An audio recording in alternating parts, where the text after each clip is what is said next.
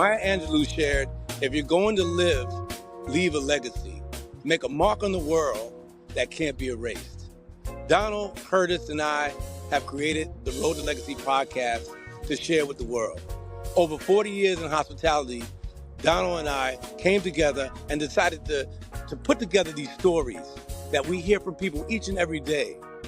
Stories of happiness, stories of sadness, stories of just getting through things. So we decided to make this Road to Legacy podcast. You know, being conversationalists for so many years, we just acquired a network of people who are willing to talk to us, and we want to share that with you. And that's my role, to inspire, influence, and educate. And I'm Donald. I'm born and raised in the Bronx, New York. And like Martin said, we have worked in hospitality for over 40 years. And I'm always curious on the journey that one person takes to reach either their level of success or their level of downfall, because I truly believe that everyone leaves a legacy, no matter if the legacy is good or if it's bad. And so that's my perspective. I'm always curious to know how people got to where they are. And I'm Curtis Reed, the run of the bunch, the youngest and newest to this coolest crew of cats that I met years ago on our road to legacy, right? And I said youngest, but I also said cats. So brother got an old soul. If you ain't catch that, I'm born, bred, built in Brownsville, Brooklyn, and being a student and a teacher and a lover of history, I'm just glad to now be a passenger on this road to legacy with my brothers, and seeking to influence, seeking to inspire and educate you lovely people, right? Anybody within earshot of our voices and eyesight of our viewpoints, we are blessed to be with you. Grace and peace from the Road to Legacy. Curtis Reed, Donald Reed, Martin Small. This is Bill Duke on the Road to Legacy. My name is Emmanuel Stanley, and this is my Road to Legacy.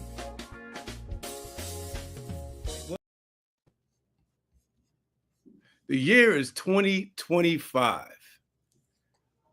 Aunt Libby, who is my aunt, and this is a true story. I'm a conservative of her. She has dementia, and I'm the one who takes care of her. So I walk into her day one day, and this is part of the Black Fact. I walk into her room a couple of days ago, and as I walk in, I'm doing a little dance. I'm singing a little Beyonce, doing a little Terrence Trent D'Arby, if you know about that. And she goes, "What's that? You're an entertainer?" Reminds me of Richard Potter. And that's our Black Fact for today. It's going to be about Richard Potter. Hocus pocus, abracadabra, poof. 11. And we find our brother Richard Potter, who Aunt Libby, shout out to Aunt Libby, man, Women's History Month. We find Richard Potter in New Hampshire. This man was America's first Black celebrity. But before that, right, any Black label, he was America's first magician. And you can pretty much find him in being born in 1783. And but 1811 is where he flourished, from 1811 to 1835. Died pretty young, I believe, in like his 40s. And just an awesome ventriloquist, an awesome hypnotist, right? Harry Houdini who. And he's no Black David Copperfield, right? He is David Copperfield's the White Potter. Right, say it like a true Ravenclaw, the White Potter. For any of my HP fans, if you know, you know. But Harry Potter, man. But yeah, man, just shout out to Aunt Libby, shout out to Richard Potter, and just a big fan of magicians in general. He's my favorite magician. Let's just lead him into a couple of other Black magicians who are unknown. Check out Black Herman. Check out Ellen E. Armstrong, and check out my favorite magician, Henry Box Brown. They all stand upon the shoulders of Richard Potter, and that is your Road to Legacy Black Facts coming at you. You know, what's so interesting is, I didn't say this in the beginning, but my 98-year-old aunt that remembers her grandmother talking about Richard Potter, and you being able to, bring the history to the people is really inspiring and influencing, because who would have thought debunk, if that's a word, Right. that a 98-year-old woman that has dementia That's would right. be able to actually bring that up. And that's my late mom and my Aunt Libby that I take care of now on the right. It is just they're part of the Road to Legacy family. She actually knows about the Road to Legacy and the podcast at 98 years old. And she just inspires me so much by bringing that up. And I brought that up to Curtis, and Curtis was like, "Yo, let's run with it." And we ran with it, and it's just a beautiful thing to know about this. He was the first entertainer, Black African American entertainer in America way back during the days. And if I'm not mistaken, Curtis, he was also lineage of like royalty or something like that, and that's how he really got into the business. And we'll get Yeah, that was part of the tale that he told, which could have been true or it could have been spun. As many a magicians, not that's yeah, not unique or exclusive to black magicians. That's all magicians. It's a part of the gig, right? Not knowing exactly their roots. Yeah, my wife is a Penobscot, right? A Native American. Okay, got you. She can't be Blackfoot, right? right. Or Cherokee. Anyways, though, but tell a bit of like I believe it was Richard Potter.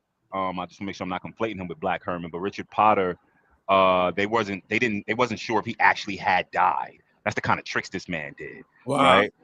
They wasn't sure he died. So his assistant, or maybe his son, his assistant was able to charge people for coming to the funeral, just in case he popped up from Right. the crypt, from the from the casket. From the So crypt. it was like a last trick, even in death, that still got played on people. And Right. so, right. So Richard Potter was no joke, and it can't be said enough. This is America's first black celebrity, and he's not too far after, America's first celebrity in the previous century, Benjamin Franklin. And so, Oh, right. wow, So okay. like to draw those parallels. And and then you got Harry Houdini and all those who people see on these And they films. come after him. Yeah. Yeah, and you see on these films, but you never really get to see who we're talking about and the type of people that we're talking about and how they contributed just to American entertainment over Right. the years. So it pushes me back takes me back when my aunt can remember things like that, but she can't remember what happened 5 minutes ago. Right. You remember Right. who we are, and she And can then remember that's a she, blessing. I don't know if you shared that already, but her mother had knew Richard Her Potter, or knew of him. grandmother Her had grandmother. known. Okay. I don't know if she knew him, but knew about him. Okay. Knew Because he a was big lot time back because then. he was big time back in those days. I guess he was like, I don't know, Michael Jackson back in those days when Yeah. it came to the African American movement, which Right. was in slavery, like right after slavery time. Right. My great grandmother was born a slave. You know what I'm saying? My grandmother was born in 1891. Wow. You know what I'm saying? Yeah. And Aunt Libby was born in Just 2 1927. generations away from the 19th century, brother. Yeah. I mean, Aunt Libby being born in 1927 is like it's a trip to know that it wasn't so far away. It seems far away, Right. but it really wasn't that far away to be going through that. I remember. I'll give you one more quick story. I remember when my sister-in-law was actually taking care of my Aunt Libby, doing her hair and doing her nails. Right. And my aunt asked where I was. Where's Marty? Where's Marty? And then she was like, well, Marty went to the movies with Jennifer. Jennifer happens to be my wife. Now my wife is a white woman. I'm a black man, as you can see on the screen. And You black? so, yeah, that's true. It's true. I don't have any water with me right now, Kurt. So, usually, my two brothers' jokes are so dry, I have to drink a lot of water. That's why my lips are dry sometimes on this podcast when you see me. But anyway, so I was like, she was like, where's Marty? Where's he at? Well, Aunt Libby, they went to the movies. And she was like, oh my God, talking about time. She said, you remember? She said, oh my God, they could sit in the movies together? You mean Marty could sit in the back and Jared could sit in the front, or they could sit together?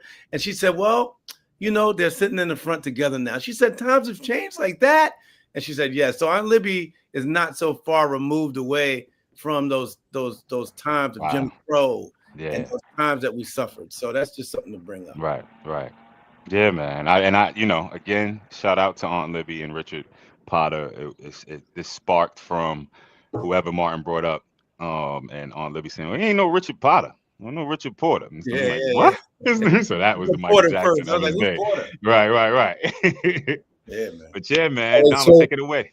So good morning to everybody who's joining us, and Kurt and Doc, thank you for those black facts for the day.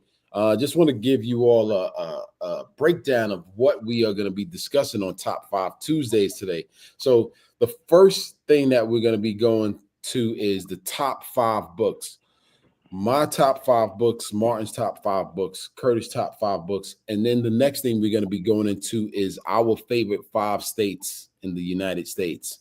What's Curtis's top 5 states in the United States? What's Martin's? What's mine's? And then that's considered what we call the light half of this conversation. But then we're going to dive into the heavy part of the conversation, which we will be talking about our top 5 scariest serial killers of all time. Now, I don't know if y'all know about any serial killers, but once going into this list, it was a little crazy for me just to think about and read and learn about how people murder mass amounts of people. And then the other half is going to be going into our top 5 pros and cons of working in hospitality, because y'all know that between the 3 of us, which is how we all met, we've all worked in hospitality, and there are some things that went down. And we later, crazy. And then later on, last thing, parties. we're gonna be joined. We're gonna be joined by one of our guests too, coming from the West Coast. When we get to that hospitality part, but yeah, bro, let's take it away. Donald, it's on you, brother. What's your top 5 books? My top 5 books. So there's a few different things that it's hard when you say top 5. You really got to go into the archives and think about, all right, what are your favorite books? So I'm gonna start with my first one, the autobiography of Malcolm X. That is by far one of my favorite books to read, just because it takes you through. It takes you through the change in his life, where he grew up, how he grew up. It was so well put together. And then towards the end, it tells you, it takes you towards the end of his life and how he changed his mindset. Okay, that's one. That's one. One of my other favorite books is the first book that I've ever read through in my whole life when I was younger was by an author by the name of Donald Goines. He wrote a book called Whoreson.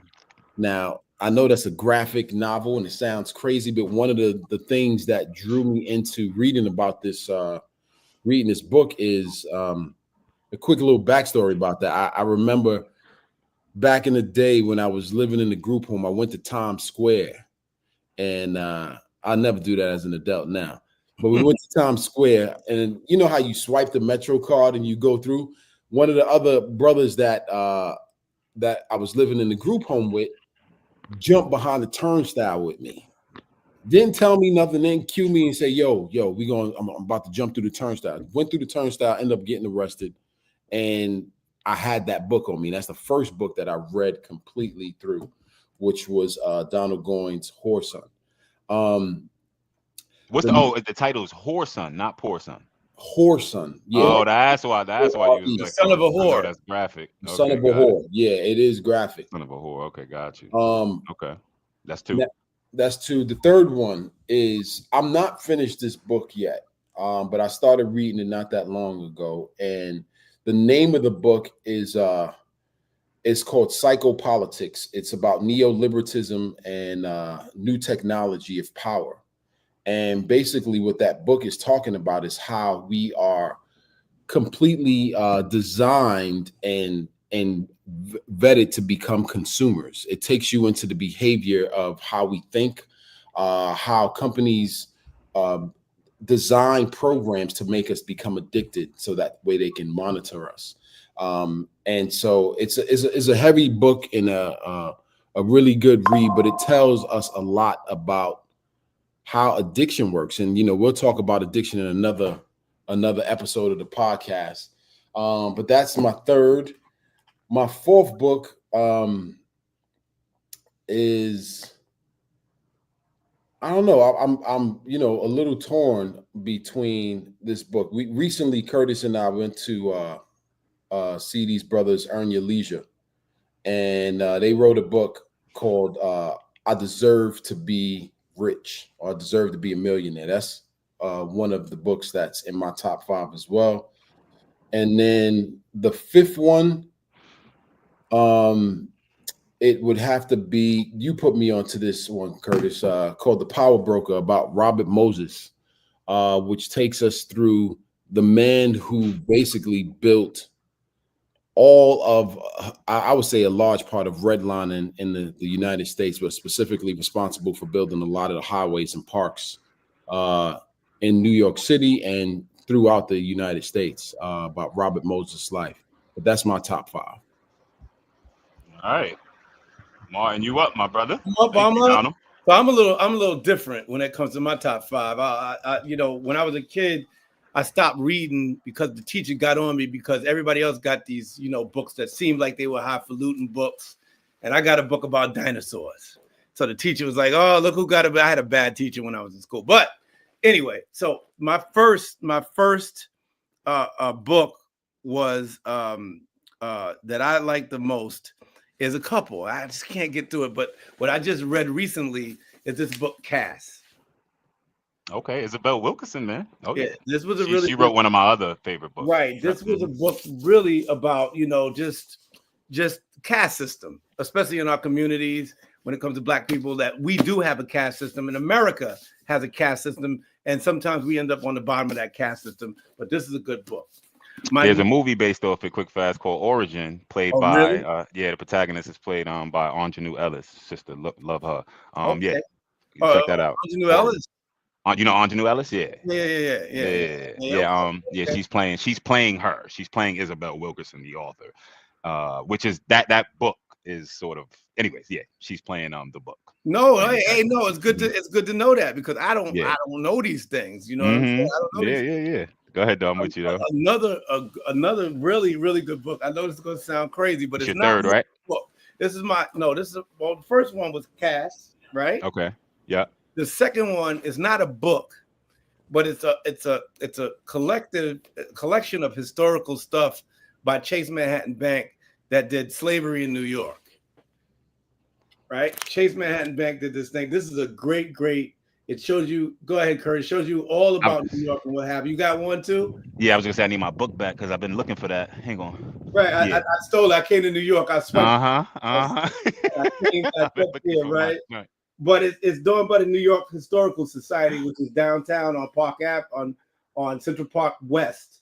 It's a really good book. It's an illustrated, have pictures in it.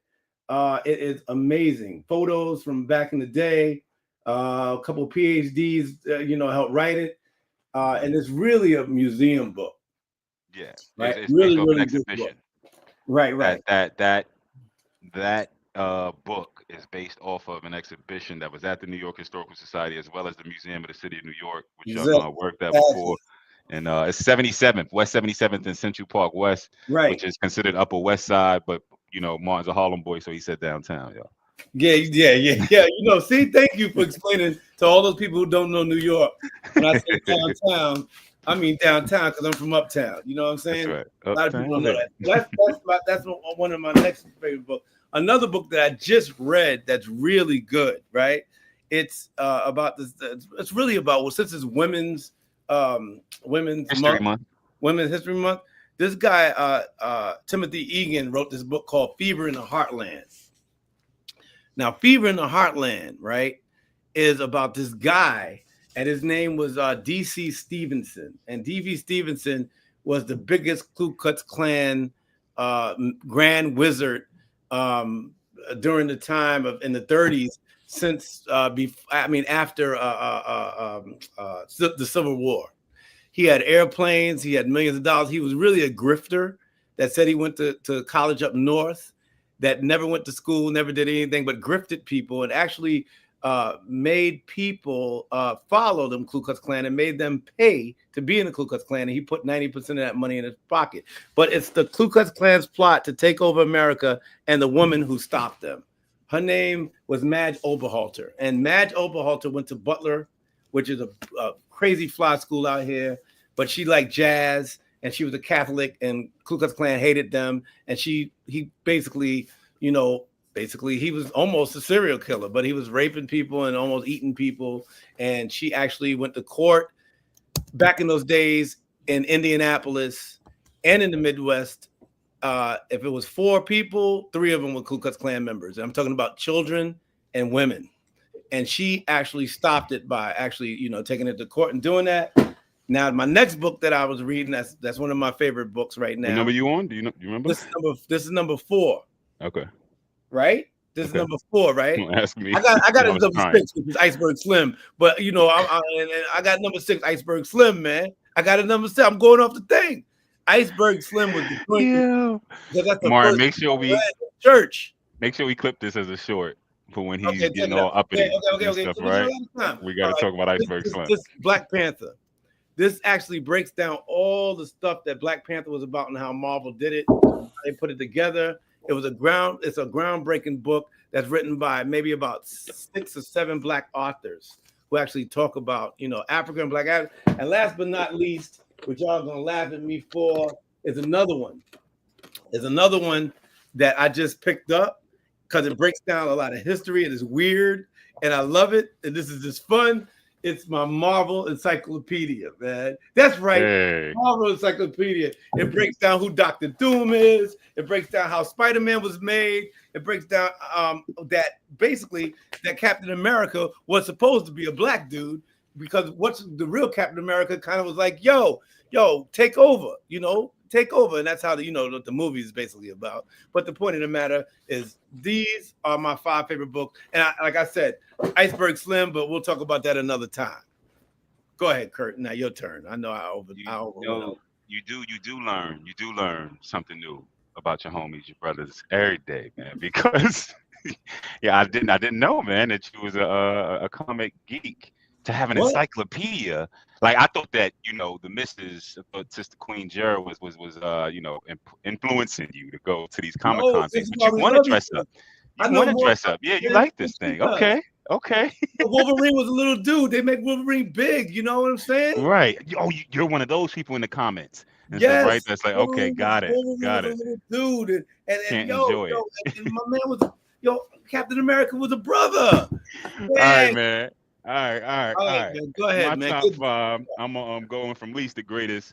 My 5th favorite book is The Great Bridge. It's actually a tie between The Great Bridge, written by David McCullough about the Brooklyn Bridge. Mm-hmm. A tie between that book and The Alchemist, the graphic novel. I've actually never read the actual book. I only read the graphic novel, but Paul Coelho swears by it, the author, and stating that it's just as good and packed with information as his actual written, the textbook, the text version of the book. Mm-hmm. And also pictures worth 1,000 words, sometimes 1,000,000. Right? So I wanted to make sure I had a picture book or pictorial guide in my top 5.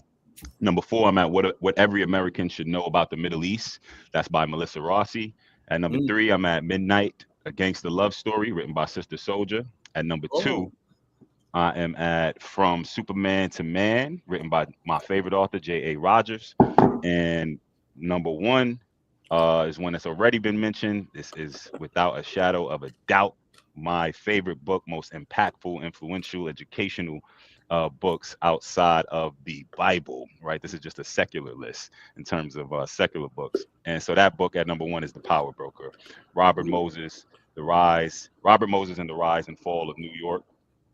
I just wanted to give y'all my list as seamlessly as possible first, and then try to speak on a few of them. But in particular, I'm going to speak at length about 2. Why What Every American Should Know About the Middle East made this list for me is because one thing y'all may or may not know about me is that my favorite genre or field of study is biblical studies, right? And so I had studied and have studied the Bible for years since my youth and learned a lot about these regions and countries in the Middle East as well as culture. But this book gave me that secular, that modernized information, that contemporary side to what is going on in modern day, Middle Eastern studies. That book came out in 2008. So much has happened, obviously, within the past 17 years. But yeah, that book is pivotal, is impactful. I spoke about Midnight Against the Love Story in the previous top five IEI, Mm-hmm. or influence. Yeah, but uh, I just want to say about the power broker, man. Donald touched on a few things, and yeah, this city that all three of us come from and love, and got that Mm-hmm. love-hate relationship like every other New Yorker with it, right? This city, in large part, is the city of Robert Moses, meaning he literally physically reshaped the borders, right? The connections of this city, this most populous melting pot that is often the experiment for all other cities and states afterwards. It Mm-hmm. was experimented on here, right? FDR and the New Deal, he experimented on that in New York as governor, right? Where'd he learn that from? Al E. Mhm. Smith, right? Where'd Ali Smith learn it from? Robert Moses, even though Robert Moses was, his understudy, Robert Moses excelled in terms of uh, learning how to skirt around the law, circumvent the law by knowing how to write laws, right? And give yourself power and then get everyone in your pocket, right? And for anyone who thinks that Mm. they are above you, I'll threaten you that I'll leave and quit this job. And then you'll have hundreds of thousands of parents, right, upset at you for firing the park commissioner, the person who gave your Wow. kids playgrounds and parks, right? Yeah, So it's crazy. he was a man who amassed, his currency was not money, right? His currency was power. And there is not, you could compare him to LaGuardia, who's a big deal, FDR, a big deal, um, Mm. DeWitt Clinton, who's a big deal as far as Mm-hmm. shaping the grid, giving the grid to New York City, the Rockefellers. You could compare him to so many. The difference between Robert Moses is that from 1924 to 1968, this man held sway over the entire New York City. That's 44 years, nearly a half a century, and never elected to office. Wow. And every other Mhm. state that has done models like that, pretty much he laid out that groundwork of how to do this, how to eminent domain, kick people out, right? How to red line, how to really get this done. Not that it started with him. He showed you this is how it gets done efficiently. You got to swing the meat axe. That was his line. You got to swing the meat axe, and nowhere did he swing that meat axe more than the Cross Bronx Expressway in the Bronx, East Tremont, right? I mean, uprooting thousands of families Mhm. in one shot and stuff. And it's But still messed up over there. yeah, man. I mean, Robert Moses, honestly, is not just some top five IEI. He's not, he's not just some light half. He's a whole episode that centers around gentrification, redlining, eminent domain, and just polarizing figures in general. There are plenty of people who love Robert Moses, right? Uh, I love the people who don't love Robert Moses and stuff, but I do respect his game and what he did. So, anyways, yeah, man, my top five. Well, that's deep, man. You making me look. I'm a visual learner, so I had to get the You comic. looked him up. Yo, I wanted My to. I got Wolverine. my. I should tell you the history of my Wolverine and how he pulverized, I got my book. and pulverized people. I got the power book in the living room. I should have had it here in here to just read, have my page set, but maybe before the episode is done, I'll have that time. But I'll just say one last thing about the author, Robert A. Caro, right? Not to be confused. Robert A. Caro, who wrote about Robert Moses, what made him want to write this masterpiece. I didn't even speak about that either. Also, I just love the book. It is one of the greatest books I've ever read in terms of written, as the technicality of it, how it's written. It's both history, it's both Mm. prose, it's poetry, right? It spans a lot and stuff.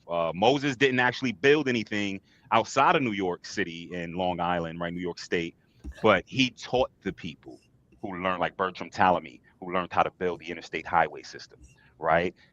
So that is also what Donald was alluding to there. But yeah, I was gonna say something else just about that. Oh, just Robert A. Caro, the author. Sorry, I'm going in, but Robert A. Caro was a journalist, and he was stuck in traffic in New York and couldn't understand what the hell was going on here. Right, I forgot what bridge, if it was the Triborough, what bridge was being built, and he was like, "Ain't no way, right? They canceling this. They're not gonna buy." Okay, yeah, boom, the city's done. They're not gonna build the bridge. Look at all the traffic it's causing, all this stuff generating. That bridge started being built like the next month. He was like, "What Hmm. the?" Right? And so that sent him down a rabbit hole, if ever there was one. Like, I got to know who this dude is. Who is this man that's never been elected and yet making mayors and governors bow to his every whim? Robert A. Caro. Robert Pocus.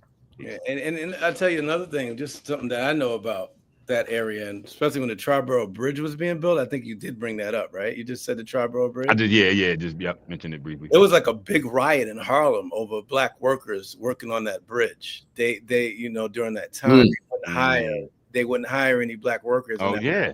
I can't remember the whole story, but it was a really, really bad riot. Like everything got burnt, people got killed over actually trying to work on that bridge, and they don't talk about that in our history when it comes to Moses and being built in New York City. So yeah, that's great. Great Depression, New York, 1936. Yep, when that bridge was built. Yep. All right, man. Martin, take us off into the next. Yeah.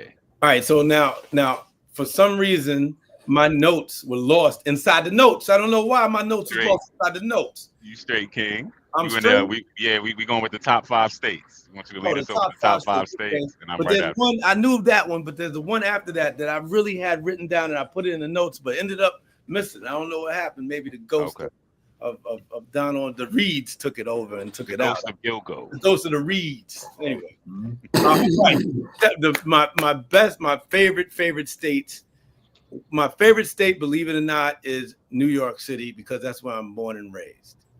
149th Street between 7th and 8th, Harlem, all the way up to Washington Heights are my favorite areas, especially up in the Heights next to where Columbia University's football field is, because it's just so it's like you go up, but you're down. Like, back in the days before they started making city out of a grid, right? It was all jumbled up downtown. It's still down by Wall Street, Rector Street, those areas, State Street, those areas down there. But when you go uptown, up to the mountains, people don't realize that Harlem is on a mountain and Washington Heights, it gets jumbled up too. Even if on 200th Street, you got Seaman Street, 200 and something Street, all the way up there in those areas there is just great. I love that area. Number 2, Virginia, Appalachian Mountain area, Virginia, Norton, Virginia, Colburn, Virginia. The only big cities that are next to that part of Virginia is Kingsport, Tennessee, and maybe Roanoke. I love those areas because it's coal mine areas. I went there 2 times every year from summer break from school to Easter. I just went all the time to Kingsport. To the Appalachian Mountains in Tennessee, deep, where we walked around with no shoes and all that other great stuff. It was great. I loved it there. Number 3, Cape Cod, which is in Massachusetts, right? Which is like north of New York City. It's about a 5-hour drive. It's just so diverse. It's on the water because I love the ocean, and it's just beautiful. Now that's number 3, right? I said that's 3, right? That's 3. That's 3. Number 4 is where I'm at now, Indianapolis, Indiana. I love it here. People are friendly. It's more diverse than I thought before I moved here a while back. It's a lot of history here that people don't know. It's in the middle of the country, so it's easy to get to Chicago. You can get to Kansas. You can get all over the middle of the country. And I just love it. I love it. It's big. It's a big city. So it's taking time to develop. They have food deserts like we did back in the day in New York. Back in New York, we had some serious food deserts. Now, even in the hood, you can find an apple or some grapes sometimes when you look. But in Indianapolis, in the hoods of Indianapolis, it's very difficult to find healthy food. And in some cases, any food, just gas stations. And they're not bodegas. They're straight up gas stations with ding-dongs and freaking cupcakes in them. You know what I'm saying? Last but not least, my favorite area was, and it's still in New York, because that's my favorite state. New York is my favorite state, but man, this is a hard one. It's the upper Hudson Valley, which is like Hyde Park, New York, where the Vanderbilt Mansion is, Roosevelt's house is, up past Newburgh, which I really don't like Newburgh too hot because it still has a lot. It's so close. It's still close to the city and it still has a lot to recover from. But I like Beacon, New York, which is on the other side of the river. So New York is it sounds like it's my most favorite place. All right, who's next? That'll be me, man. Thank you. So my top five U.S. states. At number five, we have Maryland. At number four, California. At number three, Michigan.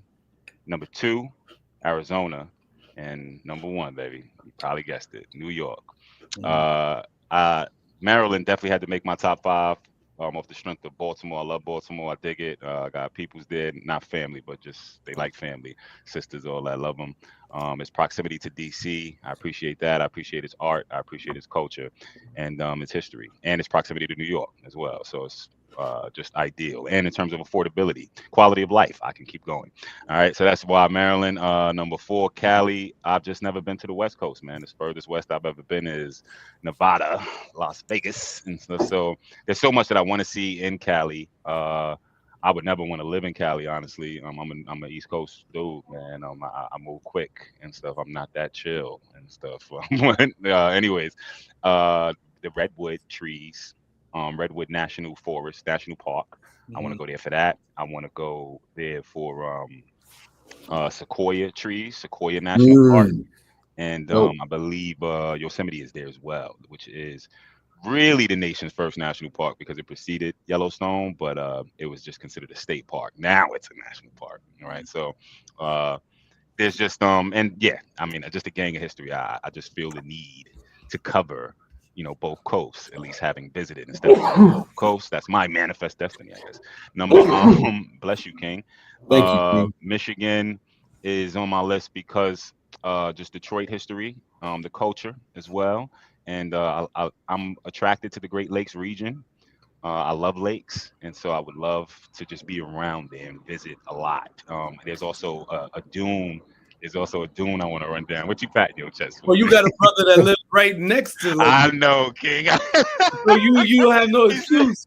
man, listen to him. He's Because like, all I you don't gotta want do to is hear come up. You gotta Michigan pay on for your list. sleep. I don't want to hear any Midwestern state on your list. You got to pay to come sleep. You could go to Lake Michigan. It's only like 2 hours, an hour and a Love half you, away. man. All right, it's beautiful too. You're right about that. Yeah, man. Yeah, no, beautiful. I mean, Detroit. What can we say? Can't say enough, man. To just walk those steps. Definitely everywhere where I go, I always want to find some underground railroad history, find a black museum. So that goes for all of these states on this list. But Michigan as well. The Sleeping Bear Dunes is on my bucket list. It's a place that I I've been there. really You see, want to yo, run up and come down. on, man, You come been on. to the Sleeping Bear Dunes? Okay, all right. Check out Sleeping Bear Dunes, My y'all. And kids, so my Martin had the kids, my experience. kids are going there. Did you tumble down? Did you tumble down, my brother? Did Yeah, you? my kids did. All the kids they go there to What did camp you out. do? What did you do? I just Did you looked run? at it. I ain't tumbling down nothing. I I might just tumble. I looked might at it. I tumble up, looked and beheld with wonder. but it's beautiful. It's very one. It is. It is. It is. My All kids right, go there to camp. Go ahead. right. Well, why I chose Arizona, sure, I'd love to go to Phoenix. I'm sure that'd be cool. Arizona has a few things that I would love to see, which is I'd love to see the southwestern region. I just would like to see the beauty of this country. Grand So Canyon. you'll notice that my states, exactly, my states kind of span, around the country. East Coast, I'm from, the East Coast, so most of these states weren't going to really make it. Maryland was lucky to make the list. So I really like Maryland in that regard. But Arizona, yeah, man, between the Grand Canyon, which I was building up to, I mean, where else on earth, man, It's can you find beautiful. this huge Beautiful place. gaping? You seen it? You seen it, Doc? Yeah, my brother. Oh man. Once Oh again, man. once again, Once again. you can go to these places. Just hook up with a brother. My brother lives in there, and he has a casita. He has a place where you can sleep all by Oh yourself and drink and chill wow. out. And Wow. he's a Jehovah's Witness, so you can drink all you want. They drink a lot of liquor. So anyway, go ahead. Okay. All right. All right. He's stupid. No, but and just Sedona. My mother's been to Sedona a lot and has just That's definitely another piqued place. my Come on, interest and stuff. come So on. Mm. You I gotta wanted to go come. to Arizona for these reasons. And there's another place in Arizona called the Four Corners Monument. And it's just one of the few states where there's this intersection of four states at this point, and it's just marked. So Arizona, New Mexico, Colorado, and Utah is the Four Corners Monument that y'all can look up. Yep, that's Arizona and New York. I'm a New York tour guide, y'all. I'm born, bred, Brooklyn, Brownsville, raised and built. And so, yeah, man, I love my city. I really disdain my city many a times, but I love this city. It is the greatest city in the world, in world history, in my opinion. Um, And I'll leave it at that in terms of why I love New York. And the pizza. 16th and 16th Street and 7th Ave, y'all. The hot dogs for me, the hot dogs. Go ahead. Hot dogs. He love a glizzy. Yeah. Dirty Frank. All right, man. Yeah, so okay, that's our light half, right, Donald? Yeah, well, let me tell y'all my 5 cities. Okay. Oh, my bad. Nobody care about you. Just cut a brother off. Nobody care about my city. He got caught up in Curtis got caught up into himself. He got caught up. Yeah, that's my favorite. He got all romantic. I'm not vain. He crying when he was talking to New York. I'm not vain. I don't get. Come on. Yeah, love New York. Go ahead, Don. Yeah, my top 5. I'll start them in reverse. For Georgia, specifically Atlanta. Atlanta they call the new Black Mecca. I've been out there a few times, and the times that I've been there, I really enjoyed my time. Cost of living is great. You can get a big old house for a cheap price. The schools are pretty good in Atlanta too. Where's Atlanta? Where's Atlanta at? In the state of Georgia. Oh, okay. Yeah, that's why I said that first. I said in the state of Georgia. I thought he was asking you like to identify it geographically. Where is it? I'm like, damn, you don't know that? You know what I'm saying? Like that? You need all the specifics. Coordinates. Bro. Then after that, I put Maryland. I've been to Maryland a few times. I think Maryland is dope, just because of the history of the DMV, and also these my top 5 are also based on cost of living, because New York is definitely in my top 5, but I'll get there. Louisiana, the state of Louisiana, specifically New Orleans. Love New Orleans. The culture. I forgot New Orleans, man. You're right. I forgot. Yeah. New Orleans is my joint. Shout out to you. Forgot about New Orleans. You got New Orleans, man. New Orleans is the spot. Mardi Gras. Okay. Freaking Essence Fest. Jazz Fest. Yo, we've been to both. We haven't gone together, all 3 of us yet. My first time going to New Orleans. Slave wars. Yeah, go ahead. No, I was saying the slave history is crazy. No, slave history is crazy. On Market Street. Mm-hmm. Yeah, and the burial ground, the historic burial ground. We talked about burial grounds, Kurt, and we filmed in a couple. But in New Orleans, that famous burial ground that they have there, I can't remember the name of it right now. First time I went to New Orleans was right after Hurricane Katrina, and my wife and I did a tour of the lower 9th Ward on bike, and it was just beautiful. And then after that, I went with Martin for Jazz Fest, and after I just been open in New Orleans, man. It's such the culture there, the energy there is really good. I know there's a huge racist culture and history in New Orleans as well, but or in Louisiana specifically. But New Orleans is dope. And one thing about New Orleans is in the morning, you don't want to walk down Bourbon Street because it smells like throw up. Did you get you a po' boy sandwich?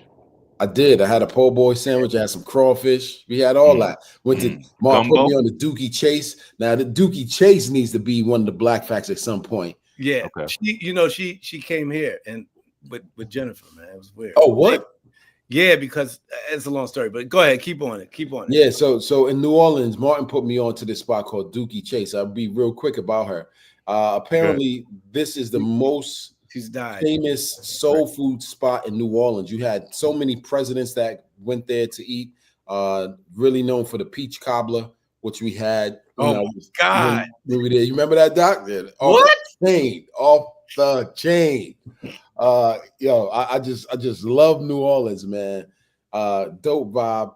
My second is California. Now I love the West Coast. I love the vibe. I love the energy. I've been to a few spots in California, and every single time I go, it makes me feel like I wanna move just because of the space, the kind of laid back culture, the ocean, the history, the tours. I never forget the first time going to San Francisco, riding over the Golden Gate Bridge with my kids on a bike. Never do that again. But it was beautiful. California is definitely in my top 5. Brother. I want to go like visit. I always want to go visit wine countries when I check out like certain places that's known for it. And if y'all ever heard of the Judgment of Paris, which was when Cali really got put on the map and they defeated the great French vineyards, right, and inventors. What? Yeah, and Sonoma Valley and stuff. So, which a bunch of it has been getting hit by wildfires and stuff like that lately. But yeah, uh, that's when Cali first got put on the map. If you look up the Judgment of Paris, so where you can't sniff, your nose up at their wine. So yeah, nah, we beat you, Bordeaux, we beat you, Burgundy, we beat you. So yeah, Yo, that's another cool thing about. yo, Cali. this is one of the reasons why I love having you on the podcast, King, because you be dropping some facts that I never even heard about, bro. It's like, what? Let it be here, man. Let it be here, Judgment of man. Paris. Yeah, Yo, that's all liquor and wino and lush history. That's all that is. I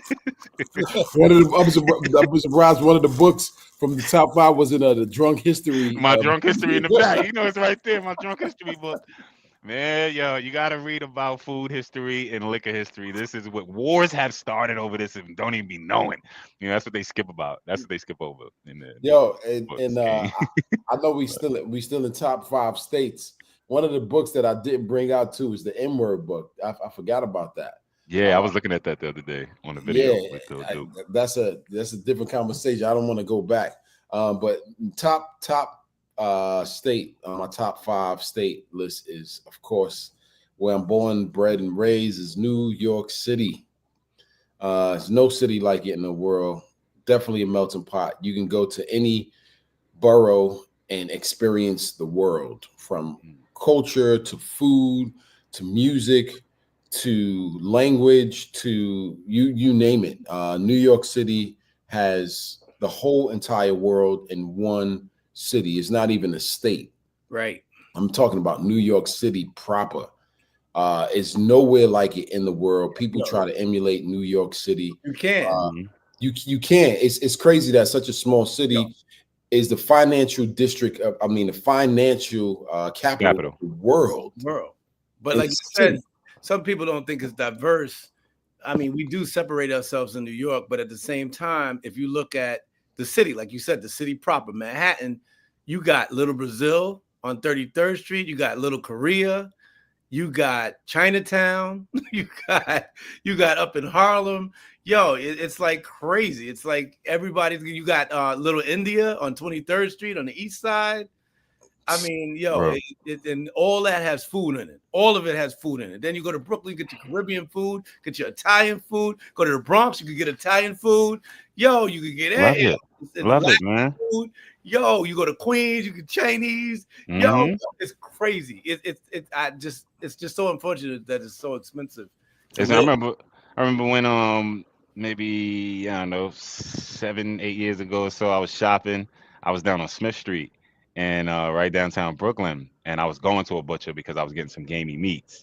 Brother Diet could be a little crazy, right? So I was getting some elk sausage, and I was getting some duck bacon, and I was on the phone with my pops, and he was like, "Damn, you getting, my pop could throw down, right?" But he done moved. He ain't been in New York in like years, 7 years. He ain't lived there at that time, and so he's like, "Damn," he said, "y'all got it all up there, man." Like as if he don't know. I mean, he said, "Y'all got it all up there, man." Like he's in New York. Right. He's in Augusta, Georgia at this point, living there, and he's like, "Guys, damn Walmart pork. All they guys is damn Walmarts. You know what I mean? They're just pork.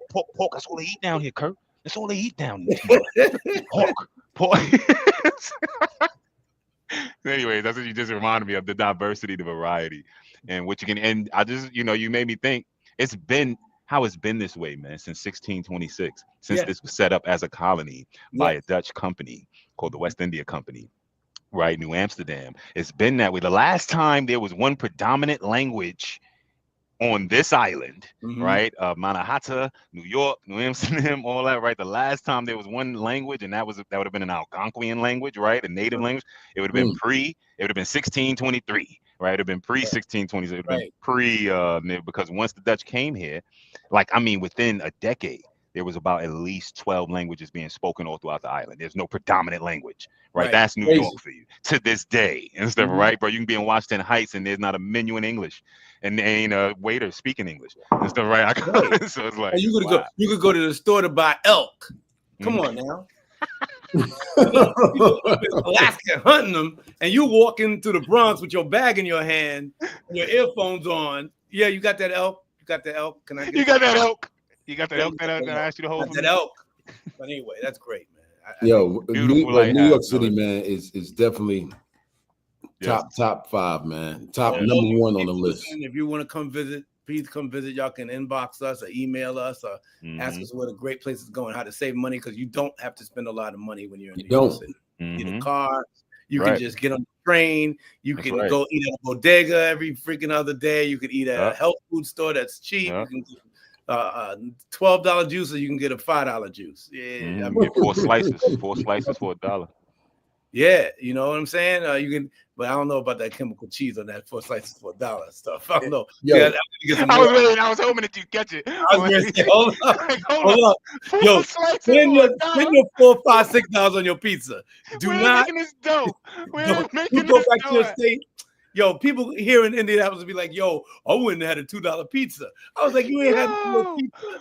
They get Warren, offended. was it you that said you was in the military and you found out you was eating a dog? Yeah, I was eating a dog, man, in Korea. Yo, it was a delicacy, man. I didn't know it was. I didn't know what it was. He said he was eating gamey. It was a gamey chicken. Donald, he said the chicken leg was mad big. What kind of chicken is this? I'm American. My chicken legs are huge. Yeah, at least we have a rough idea what we're eating, except for when you go to the Chinese food store, which all of us gone to for years. Chinese tonight. Don't say that, man, please. I'm just saying. My daughter found a worm in her egg, so come on, man. Yo, you never know what you're gonna get. Eggs for the whole year. That's how guilty they are. Yeah, anyway. It's crazy. Just because just in New York City, man, like I've traveled a little bit, and there's nowhere in the world that you go to that's like New York. It's crazy how it was done. But it's especially because we know it too. We know how to move. We know how to move in the city because that's where we're from. Yeah. So we know how to navigate when I go downtown. I mean, sometimes when I'm downtown, I get confused because, you know, the street, State Street and Wall Street. Leaves the grid. I go visit McDonald's sometimes. I'm like, yo, which way? Well, I got to make a right here, make a right there. But I look for a landmark.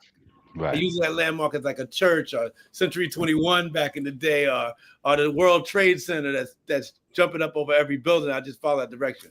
But, yo, so what's our next? What are we at next?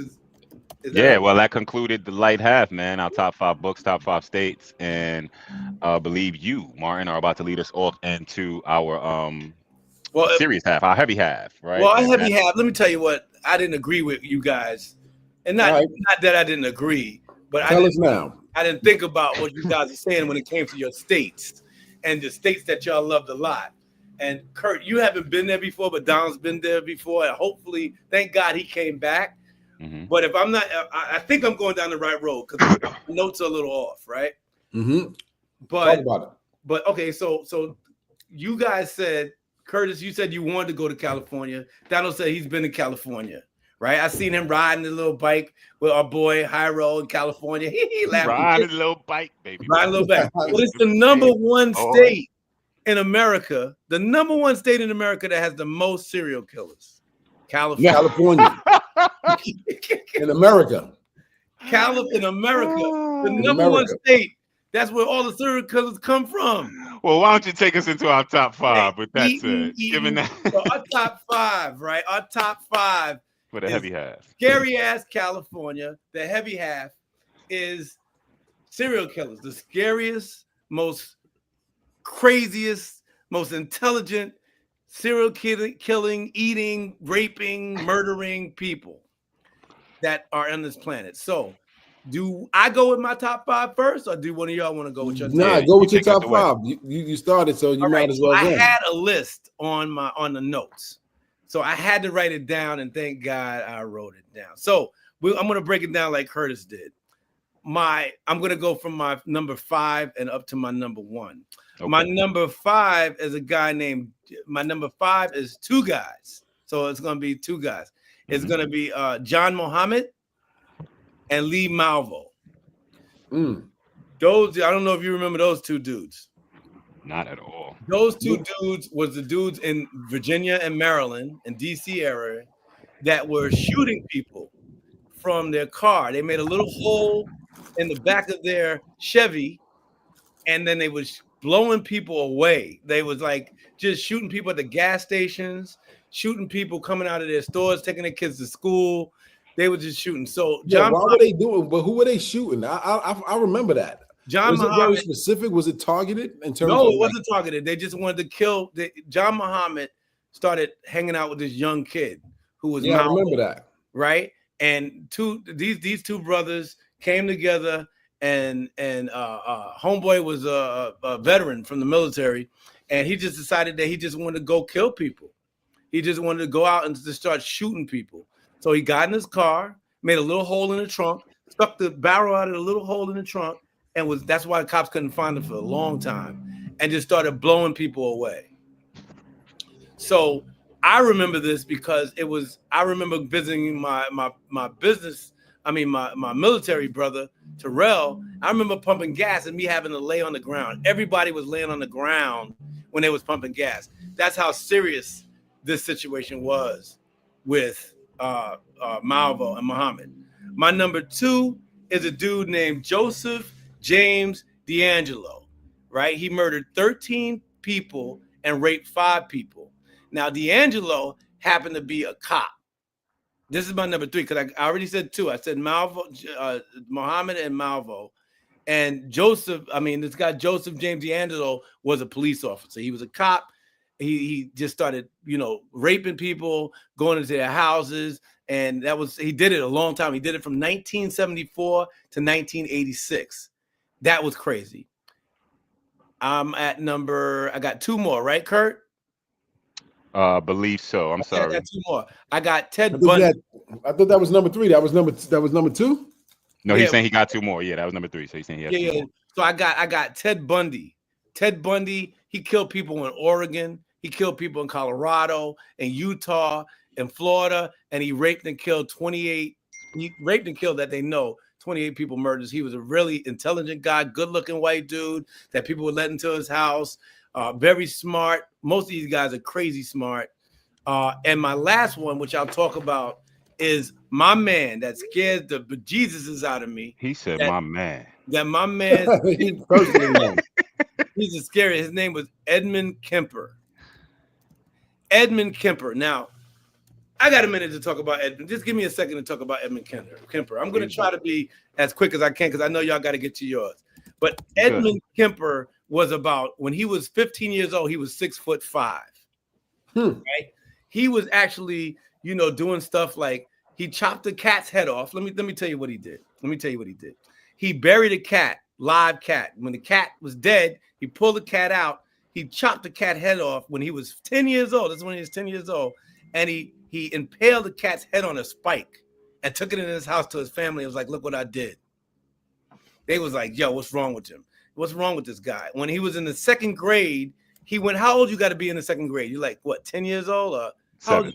7 years old? Well, he took his father's knife, his bayonet, because his father was in the military, and went to his 2nd grade teacher's house, hid in the woods, and imagined how he could rape and kill her at 10 years old, right? Then I'll make a long story short. After that, he started working, he got a job. He got locked up for murdering his grandparents. He got killed he killed his grandparents at 15, chopped them up, and then he went to jail called the cops and said, I just killed my grandparents, 15. He got out of jail, 15, 16, 17, 18, 19, 20, when he was 20, right? The cops let him out because they said he was just crazy. And since his IQ was a 145 and a 130, they said he's too smart to be locked up. He's not crazy, let him out. They let him out. Then he just started killing people. Now, this is what he did when he started killing people. He started killing women. He would rape them, chop their heads off, and then take their bodies home to his house and have sex with the dead bodies with the no heads on it. That's crazy. He felt that without the head was where you thought, and the head was where your all your feelings were. But he also looked at the body. He said there was more to the body than the head. So he would rape them without the head. Then he started taking the heads to work with him, and he started masturbating, doing oral sex with dead heads. Right? Wow. This is Edward Kemper. He started masturbating with dead heads. Right? All right, now this is the last one. This is the last one. I'm gonna let y'all go after this one. After he did that, he decided his mother was screaming at him all the time. His mother's mouth, all his life, his mother was breaking on him. When he was like 30, his mother was like, you ain't nothing but a piece of crap. You too big. You look at how big you are. I'm locking you in the basement because you might hurt your sister. And she did this. So when he got older, he decided that, I'm making a long story short, that he was going to kill his mom. So he killed his mom with a claw hammer, right? And after he killed his mom, he chopped her head off. But before he chopped her head off, he took her vocal cords out. And what really drove him crazy is he took his vocal cords and he put them in a blender. And it broke the blender. And that's when he lost his mind, because his mom's vocals would always get him upset. And he said for 6 hours, he screamed at his mother's decapitated head. The cops knew him because he was friends with the cops. The cops couldn't believe that he did. He called his boy and said, yo, I just killed my mom. I chopped her head. I put a vocal cords, her larynx, in a blender and it broke. He laughed, took him out for a drink. They sat there and drank. He said, I'm serious. They went home. He saw the cops saw all this stuff and said, yo, Edward, you did all this? Edward's in jail for the rest of his life. He's still alive. I think he's like 75 years old right now. Edward Camper. Wow. Yo, that dude was having oral sex with dead heads. He would cut off the head and have sex with heads. He had heads in his house, heads of women that he killed all in his house, and he was ejaculating in their mouths. While they were dead. Well, if you got your head is chopped up, I hope you're dead, or you hope you're alive. Yo, I know this ain't funny, but this dude is, when I read this story, I was sitting in a car in the dark and I had to get up and go into the building where my friend was, where there was light. Edward Kemper, my number one scariest serial killer. Go. Yeah, just a quick intermission in terms of serial killers. I think it just behooves us to define what a serial killer is, especially after that crazy list. Martin, all our lists are gonna be crazy though, right? Ain't no list about to be unscary. But what a serial killer is defined as, Oxford English, whichever have you. It's typically somebody who kills 3 or more people. Mm-hmm. So just for the record, there's a lot of serial killers out here, right? That just they've been caught or that we don't know about, right? That got some body counts under their name, I'm sure. This dude was 6'9". This guy was 6'9" when he was doing this. That's crazy. Just imagine this dude coming and I mean, he was just coming in people's houses and necrophilia. Right. Come on, necrophilia. Right. Jesus Christ, man. The dude was out of his freaking gore. He still is. He's still alive. All right, anyway, go ahead, y'all. Yeah, man. But so I just wanted to give that little tidbit on what makes for a serial killer and stuff, right? And that there more. So my list from least to greatest, or just as far as least scariest to most scariest for me, is the Night Stalker at number 5. The Night Stalker, aka Richard Ramirez. Yeah, the papers, the news called him That's the Night California, Stalker. Baby. Yeah. At number 4, we have BTK, aka Blind Torture Kill. Yeah, Blind Torture Kill. At number 3, we have H.H. Holmes. At number 2, we have Delphine Lalaurie. All right, some French to that. And at number 1, we have the Manson family. Oh, would you consider them serial killers though? Yes, I would. Okay, go. That's why. So I gave that definition to start.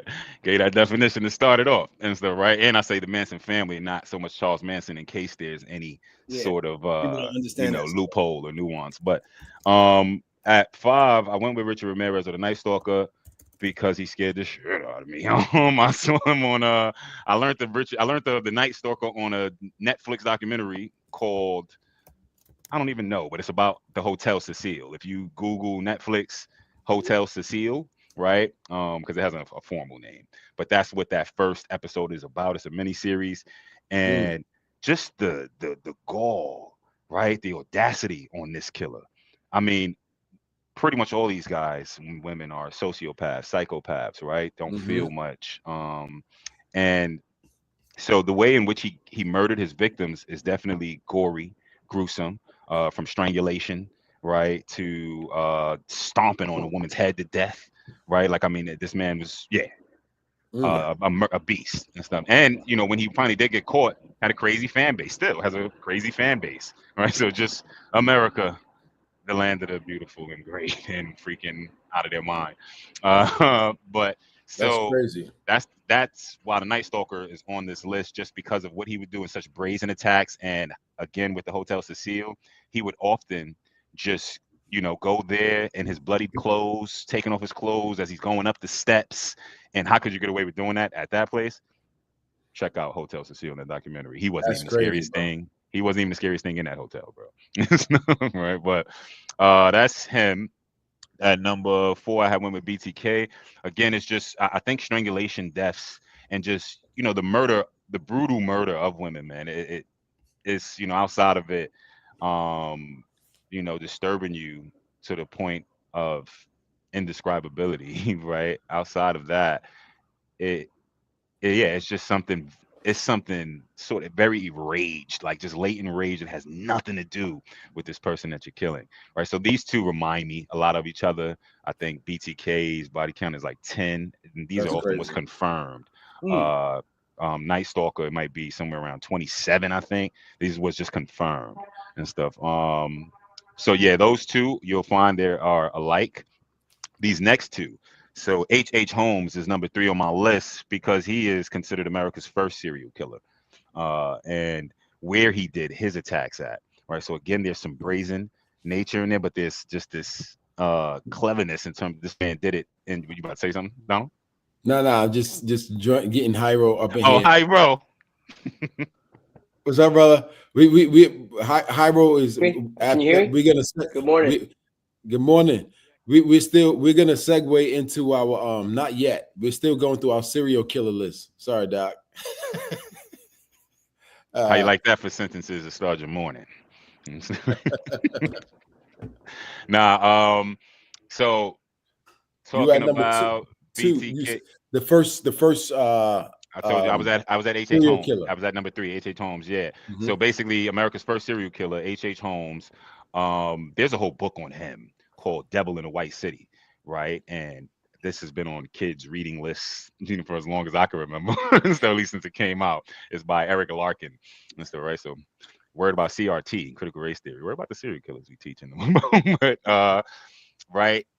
Where he did his attack, I think he was the one that is confirmed to have killed 27 people. I might have conflated, but he did his murders all one night, knock them out, or not one night, but all one event, knock them out multiple nights, and it was called the World's Fair, the World's Columbia Exposition in 1893. Took place in Chicago. It's a huge, why is it called White City or Devil in the White City? Because he was the devil or the beast of Chicago, he's called. And we got another beast on this list that y'all going, not my list, but in our top 5 coming up that y'all will hear about. But this is the Chicago beast. And he did it it's like imagine trying to think of a major festival. Think of a Comic-Con, right? Like a major festival where there's a lot of people. Yeah. There's somebody in the crowd like, wow, look at all of these potential victims, right? That's H. Holmes. Scary as H. Holmes. People are going just to learn about industry and science and inventions, new inventions. You want to learn about Heinz ketchup and stuff, right? Because he was there. Yeah, but you are the one that's got the red all over you and stuff, right? So H. Holmes is crazy. Delphine LaLaurie really would be my number 1. If she was Manson family is just closer in terms of years. But Delphine LaLaurie was a slave trader from New Orleans, and not just simply a slave trader, a slave holder. She was a serial killer. It was well known that and reported that people would hear screams, all sorts of screams and cries coming from upstairs in her cellar and stuff, right, where she had them They at. did a movie about her. They did, huh? Yeah, they did a movie about her on American Horror Stories. Oh, they used her. They gave that because that's an anthology series. So they dedicated either season or episode to her. Yep. Yeah, man. Yeah, no, crazy, scary woman, man. Even other white folks is around at the time. They said, man, her slaves look unusually haggard and unwell and stuff, right? Like, so yeah, they looked in poor condition, and I don't think enough attention is put on these slave masters in particular, right? Like just the distinctions in them, and Right, stuff, right? right, And that's not about giving any passes and like, oh, who was a good slaveholder and who was no. It's just like, it can get worse. That's all. It can get a lot worse. In terms of who is in possession of you at that time, and yeah, you didn't want to be her slave, Mm-mm. her property. And my number one was the Manson family. To me, that will always be the scariest serial That's killer California. California got killers. Yeah, Cali. Yeah, man. California got Si- too many daggone serial Yo, killers in there. I don't Charles know. Number Manson. one When place for serial killers, California. But I digress. Go ahead, finish, Curtis. I'm sorry. no, you good, you good. I was just about to say that just like I'm bobbing with you. There's nothing more scary for you to be able to touch me or influence people to tell like you don't even got to get up. This is how powerful your mind is. You're part cult leader and serial killer, right? I think it was just like 9 known murders, but definitely believed to be somewhere as high as 24. Most Right. of these is girls, right? Little teenage, or young girls, 21-year-old counterculture hippie girls in the 70s and stuff at this time that he is manipulating and pretty much it was the family at its height, I believe, was like 100. And by family, we mean that's just the name of this cult, right? The Manson family. They ain't really related and stuff. But Charles Manson, as the proverbial father, sent them out on a mission. And just he's the one, like that's probably my first memories of seeing a serial killer. Seeing his scary face. Yeah, Sorry, I yeah. had to do that. And everything, right? Seeing that scary face that he do and all of And the that. beautiful Yeah. California palm trees behind him as he's killing people. But So, anyway, yeah, man. I digress. Go ahead. Hyro. But yeah, no, that was it. That was my top 5, man. That was it. The Manson Yeah. family, all that. And then You came in on a gory part, King, and stuff. Yeah, And yeah. I gotta- We can't wait to get to the segment if he's still on. But go ahead. yeah, Go so ahead. I'm gonna quickly go through my top 5. My top Oh, 5 okay, right. is Keep yeah, doing this that. is the second time that y'all did that about a brother over here. You know what I'm saying? They just this is me today, y'all. Go ahead. Ready to move on before I can say anything. Yeah, let's go to the next one, y'all.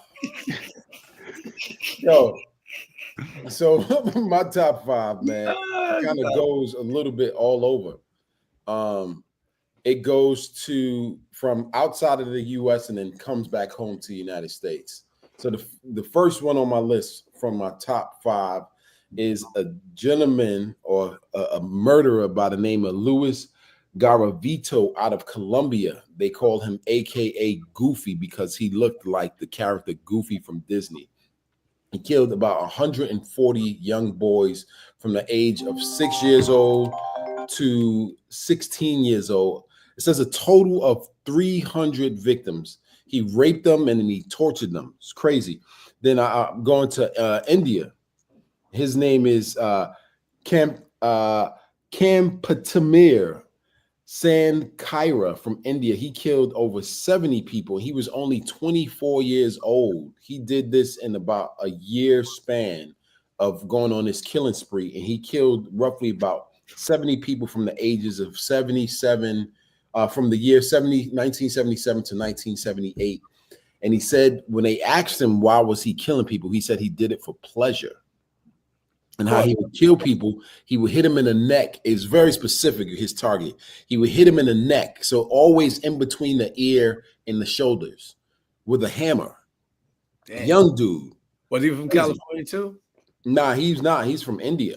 Okay, go ahead. Finish. Another one I have is Abdul Jabbar from Afghanistan. He killed about 65 people, roughly 300 men. And y'all gonna laugh at this, but he used to strangle them with a turban.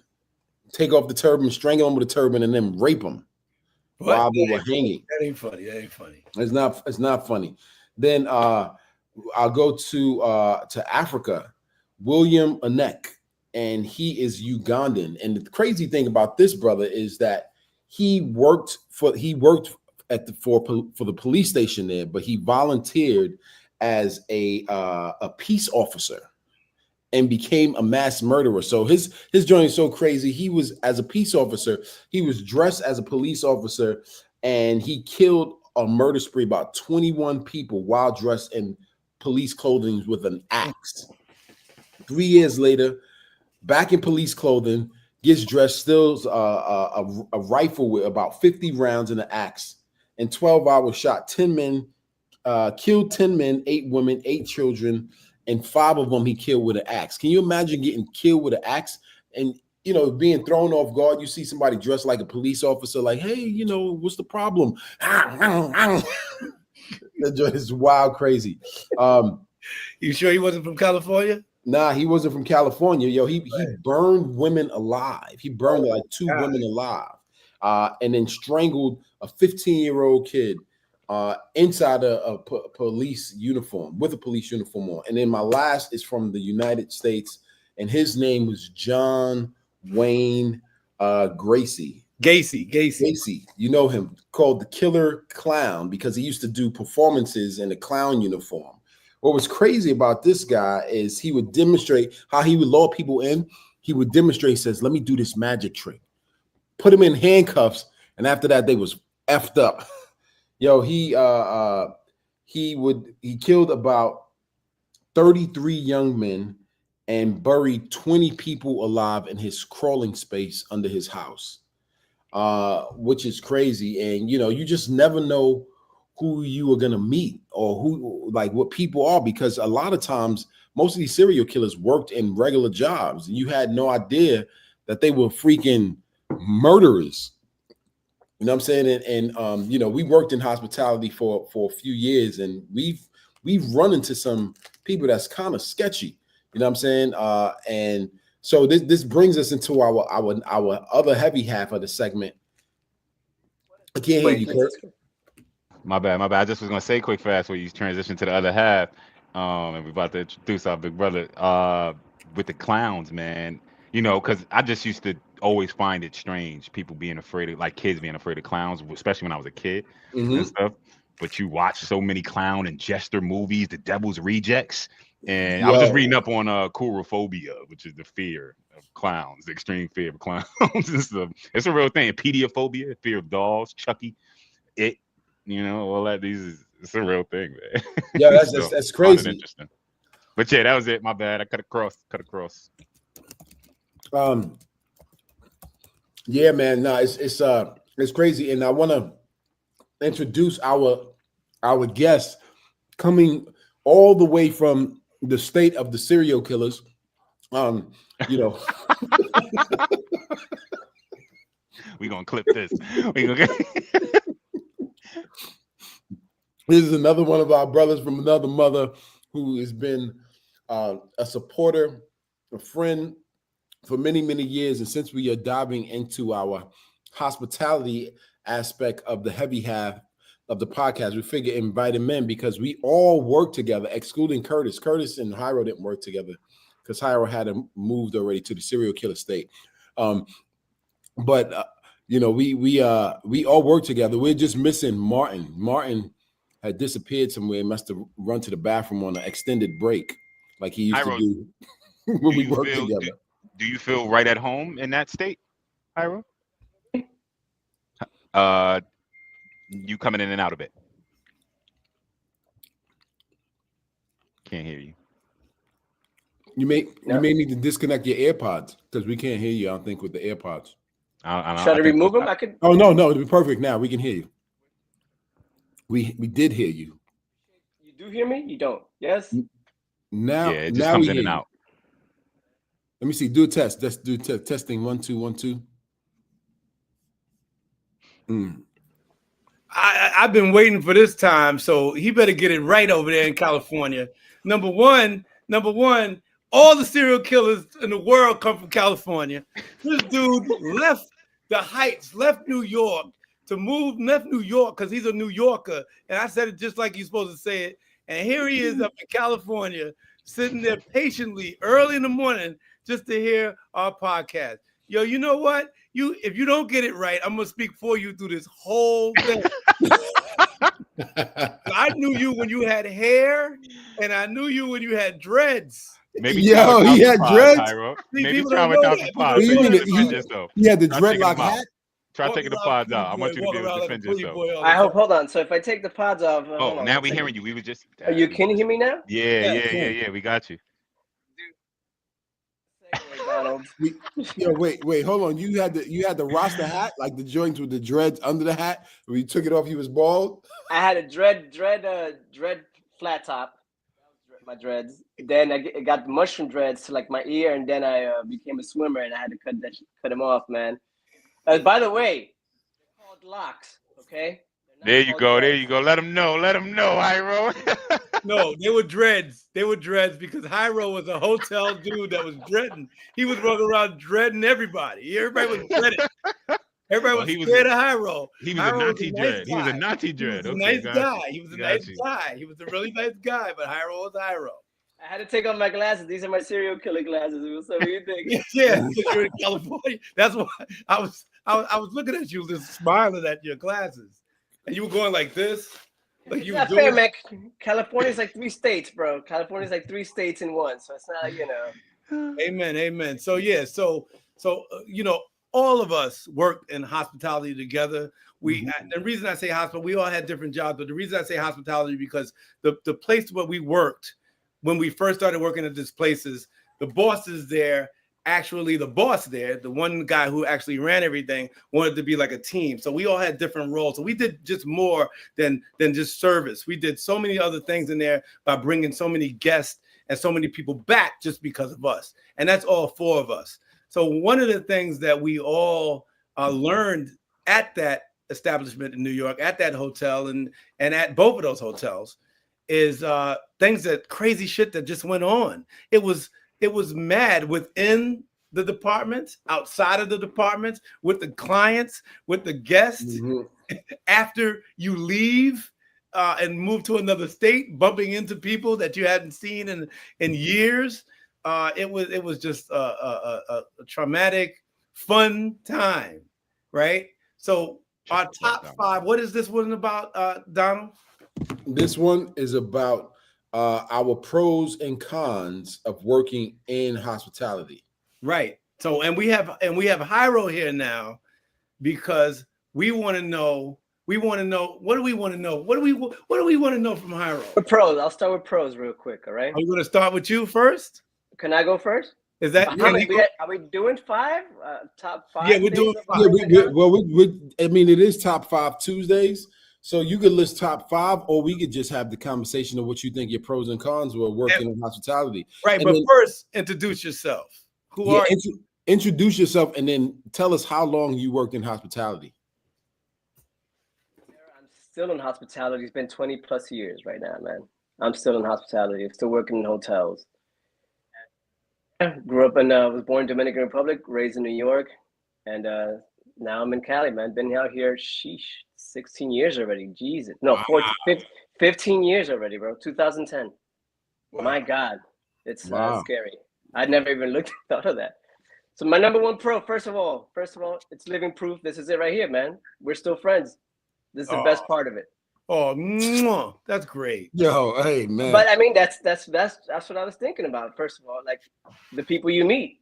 Right. These are, I mean, I've had friends from other jobs, those back then, but them cats are not around anymore. It's from the hospitality. And the reason why I feel that way is because you have to have a certain personality to work in that job and to stay there. You know, people that can't hang, they're in and out within months, right? That's the biggest pro. So the family I've made through hospitality, and so whomever you're dating, it's a great place to meet that person because that personality shows how you can deal with so many personalities and still be very patient and accept and listen and know the difference between BS and someone who's being truthful and cool, and and who's genuine. And who can separate the two from having the guests yelling at them and being upset and then going to on your break and just be yourself with your colleagues who are now friends, right? So that's the biggest pro. Though I'm gonna go straight to the negative, and that's, man, the shamelessness of guests and the lack of accountability from people. From not being able to say I'm sorry just when you absolutely are responsible for whatever happened. For example, my worst example, looking for a bag that a guest that we supposedly put away somewhere and didn't put in the room, and looking for that bag for over an hour, even having housekeeping help you look, and the guest had it in the room the entire time and never took the time to say, sorry, I have the bag in my room, or call you and apologize. That's the drastic measure for me of like, wow, and then you still see it to this day. The shamelessness it's just brutal, man. And so now you go ahead. what's the craziest story? Like a story when it comes to the con. What's a story that you heard that you witnessed yourself or that you were going through? Had just missed. I thought they called it. When remember used to call it dead room. Uh-huh. Died in the room, right? I think there was someone that might have had a heart attack or overdose. That's that can happen, and that's kind of wild. But yeah, that can happen. But one of the craziest things was I can't say his name. It's a celebrity. Right. Who in the music industry, who brought, but they were there to take. Was it Dizzy? Was it Dizzy? Did he? Go ahead. Brought some pretty beautiful women with him, but they were there to take care of him through the back, and Tanakh came out. That was his fetish. He and this guy's hardcore, Mr. Street Thug. That shocked you. Yeah, that was kind of wild. Wait, you said hired some beautiful woman for them to knock him out. Big dude too. Now inquiring minds want to know. Wait, hold on. I gotta ask this question. How do you know? How do you know that they were doing that, Hyro? To this day, like, how did I learn this? And it was from a houseman who went inside the room. My man was knocked out, snoring. And the girls were just bouncing, and he just had the toys around, and supposedly he had heard the heavy moaning, but you could never, it could be still an exaggeration, but that's a wild ass story. I did not expect that from this artist. Wow. So yeah, I mean, shoot. So that's the pro and the con. Yo, pro and con. I got that story right there. Y'all go ahead. Wow. Yo, we're not gonna drop the name of the place that we worked. If people know us and they know us and they heard us maybe mention it before, but I worked in another spot, which is a part of the same company, so to speak. And one of my pros about it was definitely the network of people, like meeting y'all brothers. I remember getting interviewed, and this is the first time I've ever been in a panel interview before. And that's where I first met Martin, Denzel, and Eric. And I never forget when I met Martin. Martin was straight face. Eric was all smiles and crazy warm. Denzel was kind of cool. Martin, he didn't smile. He didn't really talk. He just looked at me. He was like, all right. You know what I'm saying? But later on, I found out how cool he was. And that was probably the best thing that came out of working in hospitality in the hotel for so long, is the network and the friendship, the brotherhood that I receive, and I still use and connect with some of the people that I've met working in the hotel. What are the cons, man? The cons are definitely being treated less than sometimes, being looked at like a bell boy or bell hop. And I'm like, I'm a grown ass man that has a wife and kids. And and this is not just from the guests, this is also from the people that we work with, the higher ups, like some of the managers, and I used to hate going up to a room and you're dealing with mad bags and be like, y'all got McGee'd. I learned that from y'all at Soho Grand. Meaning, if for those of you who don't know that ever worked, I said the name, damn. For those of you who don't know about working in hospitality, we work from tips. And so, when you take somebody's luggage upstairs and they have like 10, 15 bags, you drop it off. You're like, all right, go have a, enjoy your stay. Let me know if you need anything. They'll be like, all right, close the door. And it's nothing. You did all that work. But I remember working at Soho Grand at the spot. And yeah, just the system there of pooling tips. I wasn't hip to that. I never knew about pooling tips and you know, the doorman getting all the money, you know, after you do all the work. That was definitely a con for sure. You know, I remember going to lift all his luggage, and the rules were different at the spot we worked at. You know, it was very separatist, I might say. It didn't Martin. feel so inclusive. The door guys, hold on before you go, just jump in because I know you're going to jump in. So the system where we work is, look, if the doorman got hit and the guest didn't hit you upstairs, you asked out. He needs to be like, yo, he counting the whole knot, and I did the majority of the work. This ain't fair. This is not fair. You know what I'm saying? So would you say, how I hear you? Question for Martin, actually. It's actually it's about being called a bellman and a bellhop. Who decided? Because you opened up Soho Grand, right? Yeah. Damn, I thought we was gonna mention the hotel, but we just did it again. Say that again, Hyro. I didn't hear you. Who decided on going with the name with provider? Because that's brilliant. I was going to tell you that. So because bellman is an insult, as we know, right? Nowadays, right. But this is the deal. Where it came from. First of all, well, it's not an insult. The hop thing is not an insult, but it's kind of like what I heard. Bell hop came from is as soon as if somebody ring the bell, the guy would hop, so they would call them bell hop. Bellmen because they had the bell back in the day, so forth and so on, blah blah blah. Right. But first of all, I have to say that the Soho Grand and the Roxy were one of the best places to work in New York at the time. And still, I don't know how it is now, but it was one of the best places to work. And to all those people out there that don't understand what we're talking about, working in hospitality in New York City or California or sometimes Atlanta or Texas is not like working in a hotel in the middle of Louisiana. Louisiana, they do well too, but in the middle, even Louisiana or somewhere like Texas, working in New York in hospitality, you can make six figures easily if you know what you're doing. And all four of us came and we made lots of money and did very well there. And to Hyro's question, back to Hyro's question, is that it came from, I just don't want to say anything that's too off, but it came from, there was a time when unions were trying to come in to our building.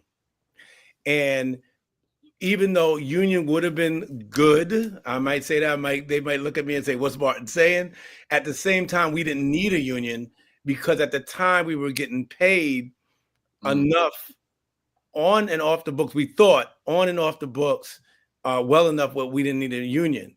So in order to stop the union from coming in, what they did is the higher ups made all the bellmen and the doormen management. And they did the same thing with security. And then when they did that, when they call you provider, you're no longer a bellman or you're a manager. You're a manager. Now, what I did when I worked there, especially after you left, Hyro, what I did is I used that to my advantage because what I was doing is I could book rooms, I could do this, I could do that. And when Tony,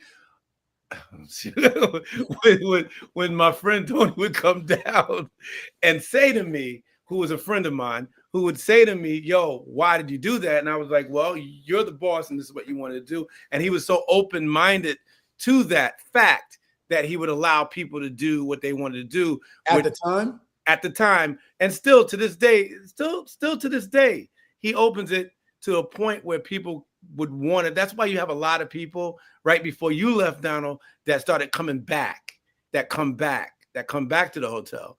I know one guy right now that wants to go back, but he can't go back because his health is not right, but he wants to go back.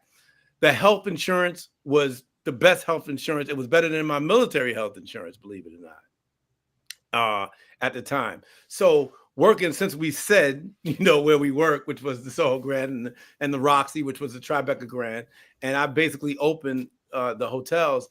Yes, that's why Hyro's question was, that's why they did it, because it wasn't for us, it was for them, basically. Positive, positive thing, And I could see them maybe trying to be slick, provider. No, you're going to do more than just wear the hat of a bellman. You're going to do a lot more than that.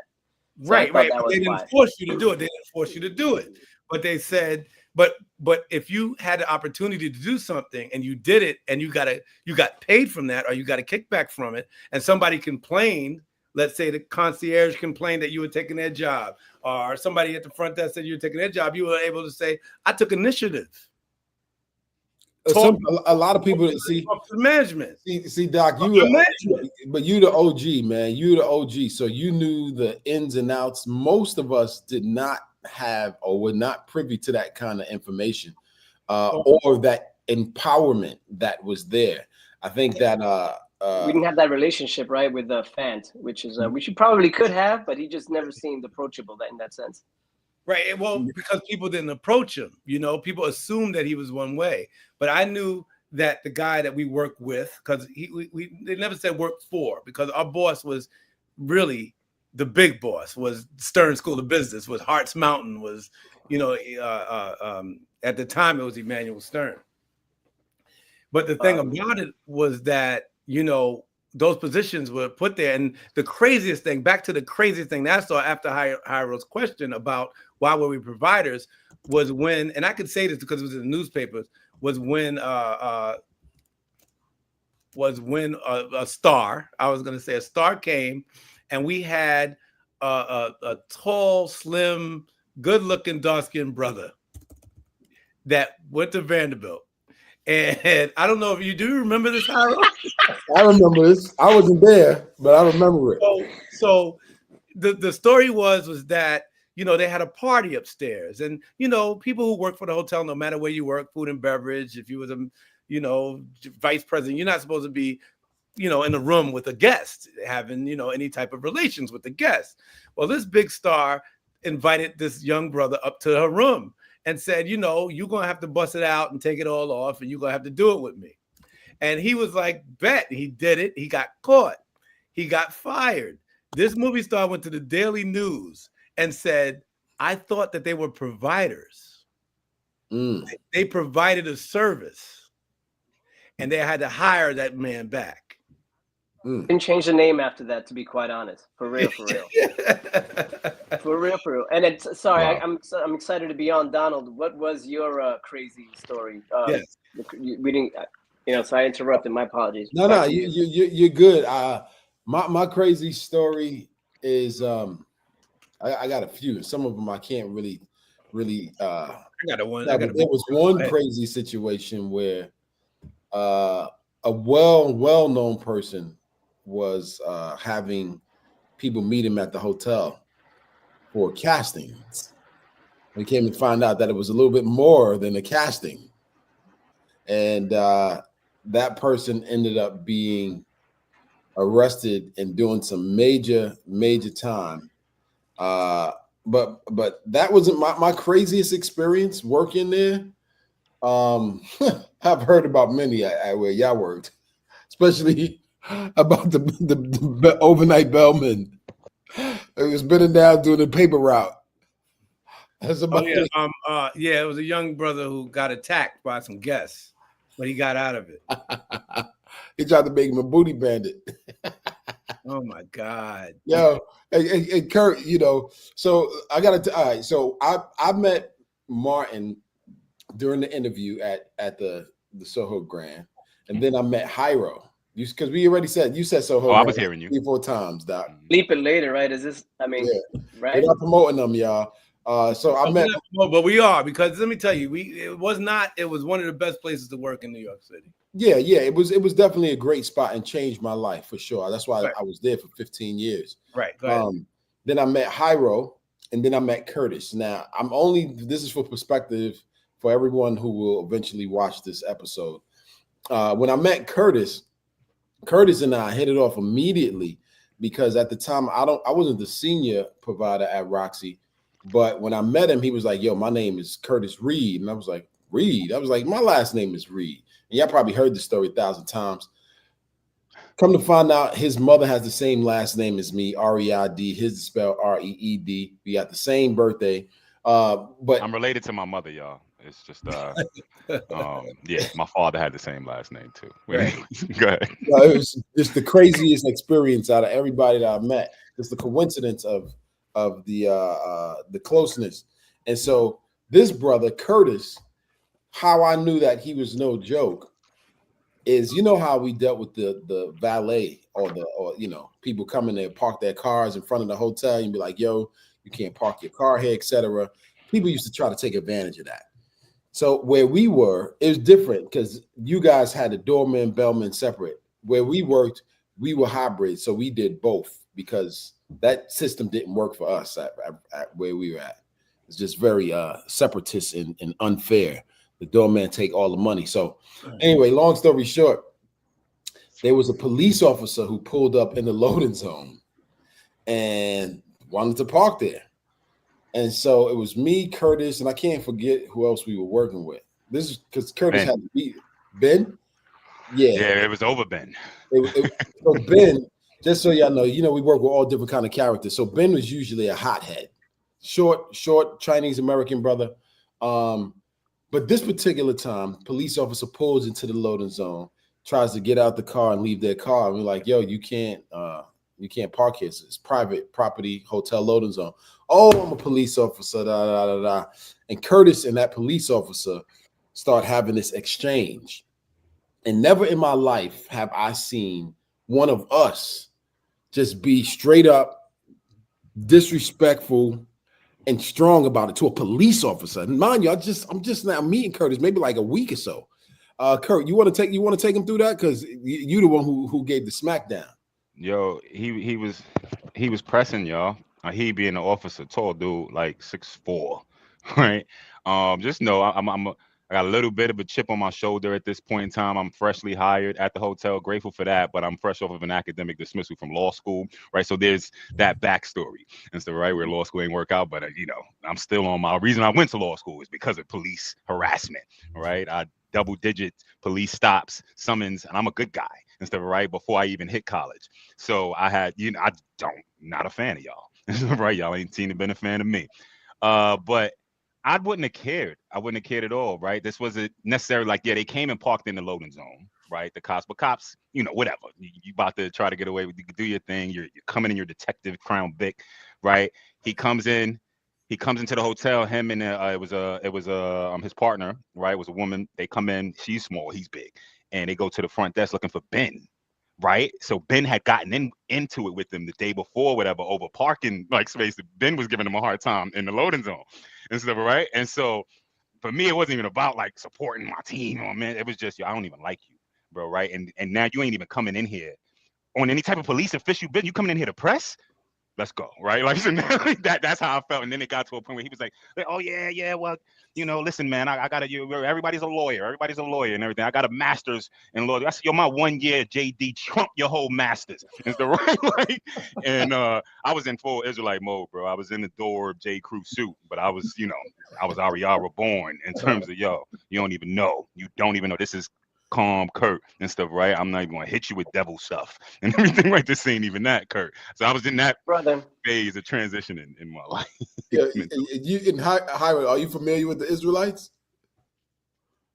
Tell them I'm a Simeon so they can leave me alone. There you go, Simeon Night King. There you go. Shalom, Makai. Love it. So they can leave me alone. You funny. When I was working in Times Square, man, I was an usher before I was with y'all, man. I was an usher in every Broadway theater because my family worked with the company. And so those cats were, I would listen when I could, but, but it was just, they were a little aggressive. So I was like, yo, but then very much. Simeon. When they needed a little spark, when they were just starting, I would just walk by and I would say Simeon before they even start talking to me. And they're like, yes, like we're getting through. We're getting through our people. Right, we're getting through. Right. Yeah, so I always wanted to show some support. So, I got a story. Go ahead, Martin. Right, no, go. We used to work with this gentleman. He was a Jamaican provider at the Soho Grand. This is my favorite story. Okay, he got to guess this lady, middle age. She's going upstairs. She's going upstairs to a room with this gentleman. I think he was a brother. he went upstairs, and this lady's feeling our boy. He's a middle-aged gentleman too, and so he's like, but he's a freak. Don't get it twisted. Freak of a Jamaican, bro. So anyway, right. and so going, and he's like, yeah, this lady. She's like, hey, how you doing? He was like, so let's start vibing. And she's like, listen, I'm gonna be here, but later on, I'm gonna be at this other hotel. I want you to come through. Yeah, I'll be there. So he comes down, lets us know about this. They're like, cool. The next day, we find out she's at this other hotel. I forget what property it was. Even if I did know, I shouldn't say. And this is a big room. So he's thinking he's going in to meet homegirl. He goes in, and there's nothing but 5 brothers having breakfast.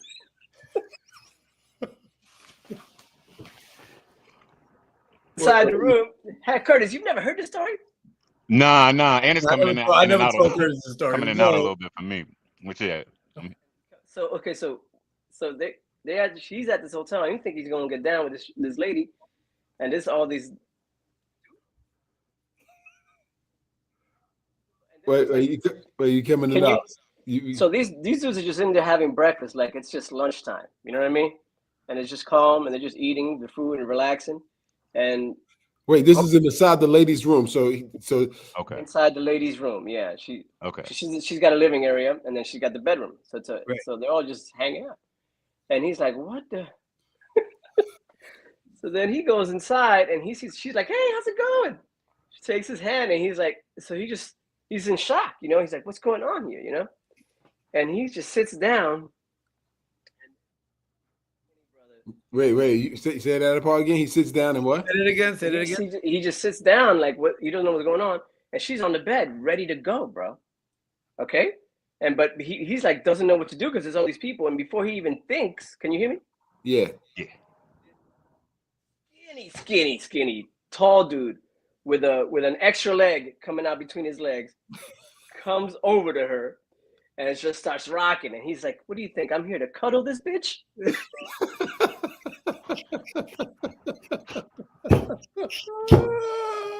And something just goes right. I think that's the part. Was that the rest of the story? That's what I remember. He just walks up and bounces, bro. She's like, he said he sat in the corner in like a baby boy position, like, oh my God, because there were so many guys. And he was with it. He said he's with 1 or 2, but it was so many guys, and the Johnsons and stuff was so big that he was like, I thought I was, the man and all that stuff. And he said he stayed, but he sat in the corner in a chair in the corner. And said, what's wrong with you? He was humbled. Like, I don't know what's wrong with me. And see, these are hospitality stories that were crazy. I'll give you one real quick, Kurt. I want you to go just real quick. I remember before I worked in the Grand, when I got out of the Army, I was a bodyguard for this guy, Abe Hirschfield. And I was running his security at the Pennsylvania Hotel across the street from Madison Square Garden. It's not there anymore. And when the general manager comes in the morning, I told all my boys, out of sight, out of mind. It's a 1,500 room building. So they all went, and I found a room to just go chill out in. Now, I went in the room, chilled out. I was watching the news. It was early in the morning. I was working a little bit overnight. I was watching it, and I said, okay, let me get up. So I got up, and I started looking around the room, just looking around the room, making sure everything was straight. So I go in the closet, and I open the closet, and there was a guy in the closet hanging from the closet where the hangers are with his hand, masturbation asphyxiation. Wow. He went to Walmart, and he got a little bench to kneel on, and he was a short guy. He couldn't get the bench. He was reaching over with his leg. He couldn't get the bench back so he can get back up, because those are big hotels with high ceilings. And he died. And I was in that room for probably about an hour watching TV, chilling out. Had no idea. I didn't have. It was a room that was used, so I wasn't on the bed because that's disgusting. So I was sitting in a chair watching the TV, watching what happened. I remember it was the next day of the Super Bowl or something, and I was watching highlights, And then I got up and went to the room. I opened it. He was hanging there. He was black. I'll never forget him. Black hair, Italian guy, masturbation, asphyxiation. I have never seen anything like that. And then there's a couple other cases like that I saw at that hotel, but that was the first time. That was the craziest hotel experience I've ever seen. But you know, it connects to the serial killers that I was bobbing on earlier. BTK, BTK. I know, hell of a segue. BTK and the Night Stalker and stuff. As far as masturbation, asphyxiation, because that's part of just, I guess, my interest and intrigue about them personally. Just right. You know, hopefully this ain't TMI, but I got a little proclivity for choking. You know, in the bedroom and stuff. I like a good choke. I like to inflict a good choke.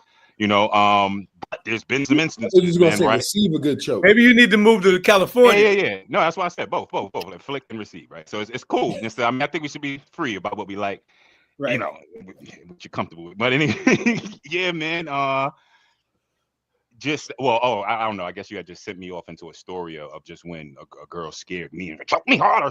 No, man, no. Right. Scaring me. I'm not choking you. He killed himself, man. And those, you know, these are the things that, you know, that happen. I mean, that happened with the Jamaican brother.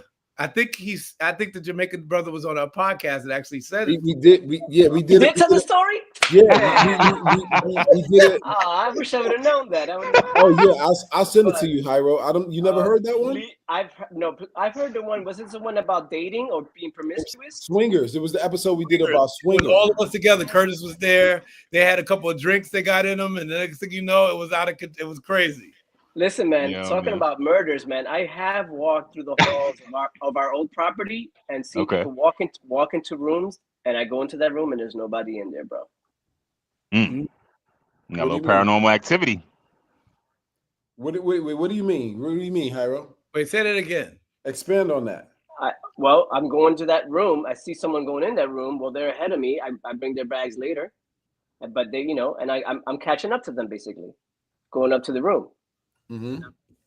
And then I see someone going in that room, and then when I go into that room, like maybe 10 seconds later, no one's in the room. Right. So what are you saying? What are you saying? They ghost or something? Excuse me. I didn't have bags. No, I was supposed to deliver something to the room. Yeah, there was nobody. That's all I'm saying. I didn't say. I said, was it a ghost? Was it? I don't know. Paranormal. I seen it. It happened twice in Soho Grand. You see, this is what happened when you make a extreme amount of money and you just don't know. You just lose. You think you see ghosts, or you see all types of stuff. Maybe that was a McGee. My money. Maybe that was a McGee. Maybe you saw McGee. You know, maybe it was McGee. I don't know. Maybe it was McGee. Anyway, yeah. So, never had any experience at Soho Grand? Nah, not like that. No, I had an experience of somebody, you know, offing themselves. I didn't. And I actually checked them in. And then I showed up to work the next day and it was like, yeah, the person in this room, blah, blah, blah, we found them dead. And I was like, what? I just checked that person in last night. That's never happened before. And everything was going like normal. You had the coroner coming in and out. You know how the hotel gets busy. Is jazz music playing. You got coroners walking in and out and police. Everybody's still just eating their food, listening to music, having a drink, and they're taking this body out. It's like, yo, this is crazy. But Kurt, what's your pros and cons of working in hospitality? Oh yeah, I'm gonna just give it to y'all in the top 5, y'all. Which is pros. My top 5 pros and cons of the hospitality industry. The neighborhood, starting at number 5. Tribeca is the neighborhood I'm referencing. The hotel lifestyle. Number 3, the money. Number 2, the people, and for much of the same reasons Hyro mentioned. And number 1, the rush. And by the rush, I mean just the hustle. So I'll just focus on the rush, right? I gave you my top 5, but just for the sake of time, I'll focus on what I mean by the rush, and I mean in general the hustle, but in particular, this was my first real career type of job. All my gigs beforehand was pretty much summer gigs and stuff, right? In between school, and this was the first time like my real job out of school. The moment I started making money in general, right, it just took me back to my mom's all the time as a teenager telling me, yo, go to Red Lobster and be a busboy. I thought she was telling me to clean up people's dishes and that's it, right? Like I didn't know anything about tip life. Like, oh, this is a thing. This has been a thing since I was 14. Oh, it's been a thing before I was 14. Like, yo, hold up, I could have been doing this and stuff, right? Like, so I mean, it opened me up just to that. But now there's a whole, I mean, we ain't gonna, we clearly are caging our words and some things and stuff as far as we wasn't drug dealers, y'all, right? We wasn't doing illegal stuff, but we we was, we had a great hustle in the sense of just working with cab drivers, working with professional drivers. This is pre-Uber. So I worked at this hotel from 2013 to 2016. And before I worked at that hotel, I had no dreams of being a tour guide. I had not ever traveled outside of the country. Most of the places I've gone to, I've wanted to go because I've met such cool guests from there, right? So that's tied into the people. I mean, it became, for me, a happy addiction, right? I never felt addicted to work and felt like, yo, this is like I'm doing this and I'm just making about 75K, y'all. Right, that for me in 2013, 2014, right? And it's one of my coworkers, Andrew Prima, a Ukrainian brother, shout out to you, that was like, yo, write down how much you make on the books every day, write down your tips. And so, right, you'll see how well you can live just off your checks. And boom, stack up. Now, I didn't follow a lot of this financial advice outside of, I was keeping books. I was good at keeping books for like a good 9-10 months there at a point in time, right? Even when I was away and traveling. And so I was like, yo, I think I made near 80K. Someone to send me, yo, this is crazy. 50 of it came from tips. This is crazy. It's untaxed. So like that is what I mean by the rush, right? Dealing with guests, taking care of them, knowing a little bit about their business, solving problems while making money at the same time, while filling out valet tickets. Like it really felt like, I'm great when it comes to books and book smart study, but it just felt like I was growing in a new way as far as like actively doing a job. And, it really made me fall in love with the service industry, right, with all of its flaws and craziness. And it also helped me reestablish a new relationship with my city and fall in love with my city, New York. It's a difference if you constantly in the hood, right? If you constantly around Picking Avenue in the Ville, you in the East and stuff, right? So that's the New York, So while I'm in Florida in Jacksonville, I ran away, just go to law school. I could have went to law school in New York, but now I'm out there. And one of the sisters is saying to me, yo, why would you leave? Why would you come here? I'm like, yo, you don't know. Please, you think it's all glitz, right? I'm thinking like you think it's all glitz and stuff. But I didn't know. Even though I'm the one from there, I didn't know about a different. I didn't go shopping in Soho in high school and stuff, right? Like I wasn't coming to the city like that. It was rare. I'm coming to the city. Right. So, the hotel helped with that, man. I'm a college student that rejected study abroad, 2 opportunities, and did not go because I thought everything I needed to know was in the books and I'm good, and Bible warping yourself and thinking that you're good and straight. So all of these things were challenged and opened up by my experience in the hospitality industry. All of those 5 that I listed are pros, and all of those 5 are cons. Not one of them are just one thing, right? So that to me goes the entire hotel, the hospitality industry is a pro and a con. And people, and like you said, Kurt, people really need to understand what we're talking about and why you had that beef with that cop and what you were talking about it. What it all comes down to, and I'm not saying this is a pro or con, but I am saying that people need to understand in different states that the money that was being made by us at that one, just imagine all the other, like the Pierre, the Waldorf, Right. I'll give you I bought my house. I saved up about $40,000 in 13 months from working there. And that's just off of the tips and the kickbacks. And the reason I say kickbacks is because everybody, I don't care what level you're, from the general manager to the president, all the way down to the guy who's washing the dishes, is getting something. They're getting kicked back in some form in the hospitality business in New York and in California, especially in New York, because New York, you're on your foot. You're on, everything is so close. Everybody's close. All the businesses are close. You can walk down the street, and I remember walking across the street and buying 20 gallons of orange juice, and the guy across the street hit me off for buying the 20 gallons of orange juice for the hotel. You know what I'm saying?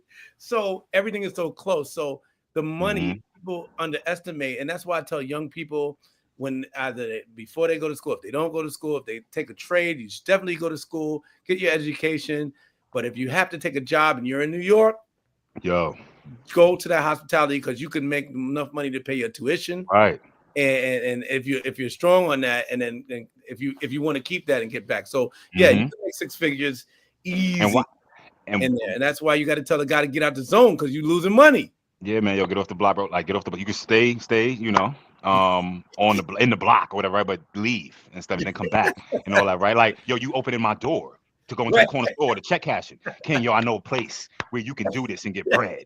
Please, yo, we go to barbershop right now. I get you hooked up. That's all they care about is you look good and right. That's it. You're gonna make some like so.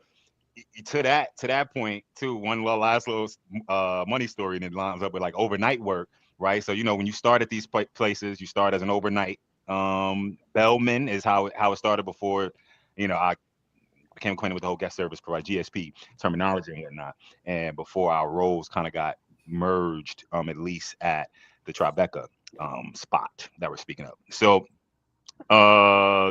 overnight. I could just remember, just quick fast on the rush. I could remember maybe so overnight shift is like from 11 to 7:30, 11 p.m. to 7:30 a.m. By like 6 a.m. So I got about an hour and a half left of my shift, right? Probably had about $20, $25 in my pocket. That's normal. It's an overnight shift, at least in that location. It's, you know, there's not too many opportunities in guest interaction. I was probably like in my 3rd month. So it's actually, though I would find out my last month being overnight. No one wants to work overnight. And you pissed, right? You pissed. Yeah, but I got off. I would come to learn. I got off lucky. I got off blessed. Like a lot of people could be in there for a year and a half, 2 years and stuff. So I was able to, you know, move within 3 months. I was speaking of, but yeah, man. So, but before that happened though, and I don't think Donald was, and I think he was on paternity leave, King. Like, it was me. So I'm the overnight guy. And there's Chris, who's the senior doorman, and there is Ben, I believe, was there too. So right, it was just them two, and it was me. Bang, I come, you know, at the door 7 a.m. now, like this is the switch over and stuff. But by time between 6 and 7, I walked out of that spot with well over $200, $250 that day. Mm-hmm. Yo, I had 20. Like, so and basically in like an hour and a half, I made a couple $100. And just in terms of the service industry, y'all, a lesson in that service industry in general, hospitality, as far as hotels go versus restaurants, unless you're talking bartender, and they got to put up with a lot. But Donald just told you, you know, you could put up with a lot of snobs and whatnot, people not treating you right. But that's just service in general. I'd say there's less workload as at the hotel door or lobby than there is waiting tables, and for a similar amount, depending on the location, for a similar amount. So that's also work smarter, not harder. And one more thing, it was set up in a way, and Hyro probably knows this also.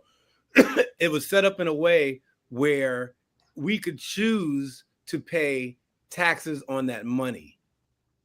Now, only the manager doorman. The taxes, right? Because say that again. I said only the manager doorman. Only you had that option. No. Everybody. I mean, it was a time. I remember when we first opened, the cocktail waitresses who make more money than us upstairs, they had to put they had to claim their money one year. They owed the hotel and the IRS over $40,000 to $50,000 each person.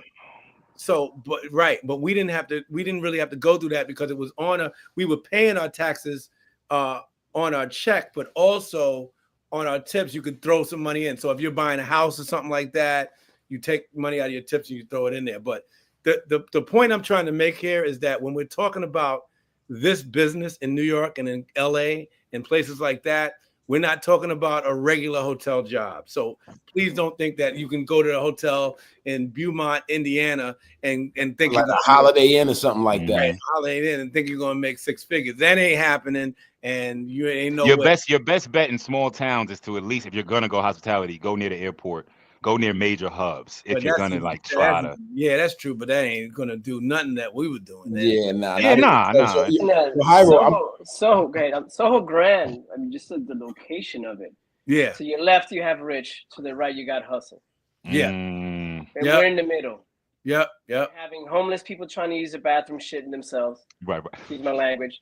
And people that are just like, you know, that can probably buy the building on the coming in from your left, right? Exactly. That experience, I mean, for life, that's even to my family, my young kids, my young nephews and cousins were like, do it anyway.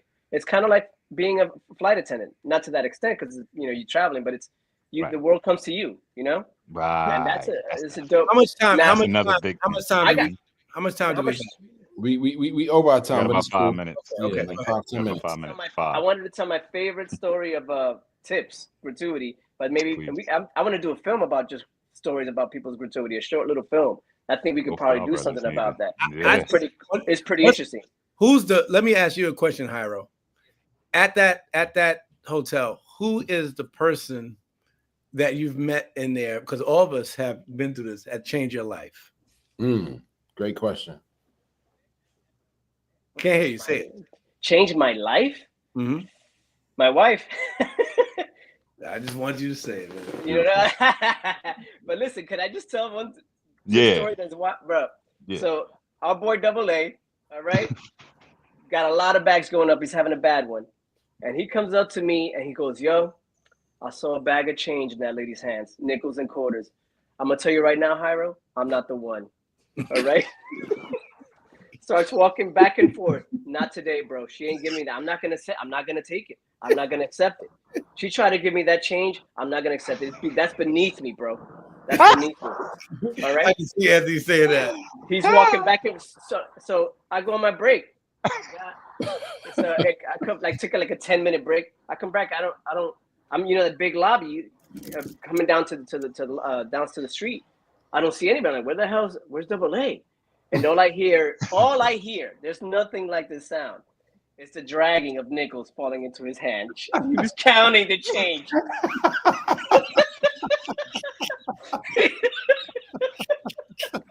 I just see his ass, dude. My knees went weak. I just fell, bro. Yeah, I know him. He started laughing, right? He said, yeah, I had to take it. Yeah, bro. One behind mighty. We died to this day about that. We talk all the time. He just texts me, "I'm not the one, Hyro." Oh my god, bro. He Some must real be the one. characters, man. Yeah, Some real but characters the working reason I at asked that hotels, question, not to go back, but I asked that question because that job changed people's lives. Like Curtis said how it changed his life with travel. I said, I met Ruby Bridges there that introduced me to my wife now. And I went through a divorce. I was raising my kids through that hotel. I didn't have to get a second job because I was making good money. Okay. Donald's still there? I thought we lost Donald. No, you're good. You're good. Can you hear me? Yeah, you're good. Can you hear us? So I met meeting Ruby there and things like that. These things, that place, actually working there and being the type of men that we were, that we are, we can talk to people, and it changed our lives for the better. I mean, there you are, Hyro, all the way in California, with your beautiful family. Thank you. Donald, second to that, you guys, bro. You guys changed my life. The two of y'all, and I'm for the better, for the much better. Second to my sister. Second to your wife, second to my sister. Hospitality, you do. You're both of you. I was like, hey, I need some questions answered.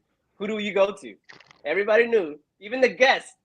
You gotta go talk to Martin. Go talk to Martin. Martin was the godfather. Every issue that I had, I went to Martin and asked him, "Yo, this happened over here, man. How do I handle that?" Well, you got to go A, B, C, and D and do it like this. I was like, "Yo, all right." Bet. GSP Godfather. Gotta give him his praises. I love it. But I couldn't work with him. I couldn't work with him at Soho Grand because it was just the door guys. Here you go again. The bellman. I couldn't do it, man. It's a different breed. Y'all was getting ripped off. Sorry. Rebecca Grand, because of Martin, to work to Soho Grand, man. I was bellman. I was doorman. But it was dope, man. Thank you. I got to give a big shout out to Andrew. Curtis had mentioned him earlier. But because of that, brother, we created the hybrid system. There was no more doormen, no more bellmen separation. It was all of us together. We split whatever you make, I make. We pulled it together and it's cut down the middle. One of the Ukrainian willpower. Straight up. And I do want to give a big shout out to the hotel though, because that literally did change my life for the better. It introduced me to so many people, to y'all brothers for one. And then also, I do a lot of work outside the hotel from meeting people there. I remember the first time I went to Amsterdam in Holland is because I got hired from this music artist to go film her like electronic press kit, working with Chris that I still am friends with now. And so many incredible people. And then the last thing that I will say, they were extremely supportive when my mom passed. When my mom died, they gave me a hotel room for free for like 10 days. And didn't bother me, didn't stress me out. They was like, whatever you need, let us know. I don't know any job that will do something like that for you. You know what I'm saying? That's the same thing when I got divorced. I was living in that for a month. Yeah, man. And so I definitely give a big shout out to them because even though, there was cons or whatever, that comes with every single job, it was a huge, huge pro. One thing that I will want to ask is how much money did you make, Jairo, in 1 year there? A good year. Can't hear you, Jairo. Sorry, back in New York. Can you guys hear me? Yeah, back in New York. Quite honest, I never even.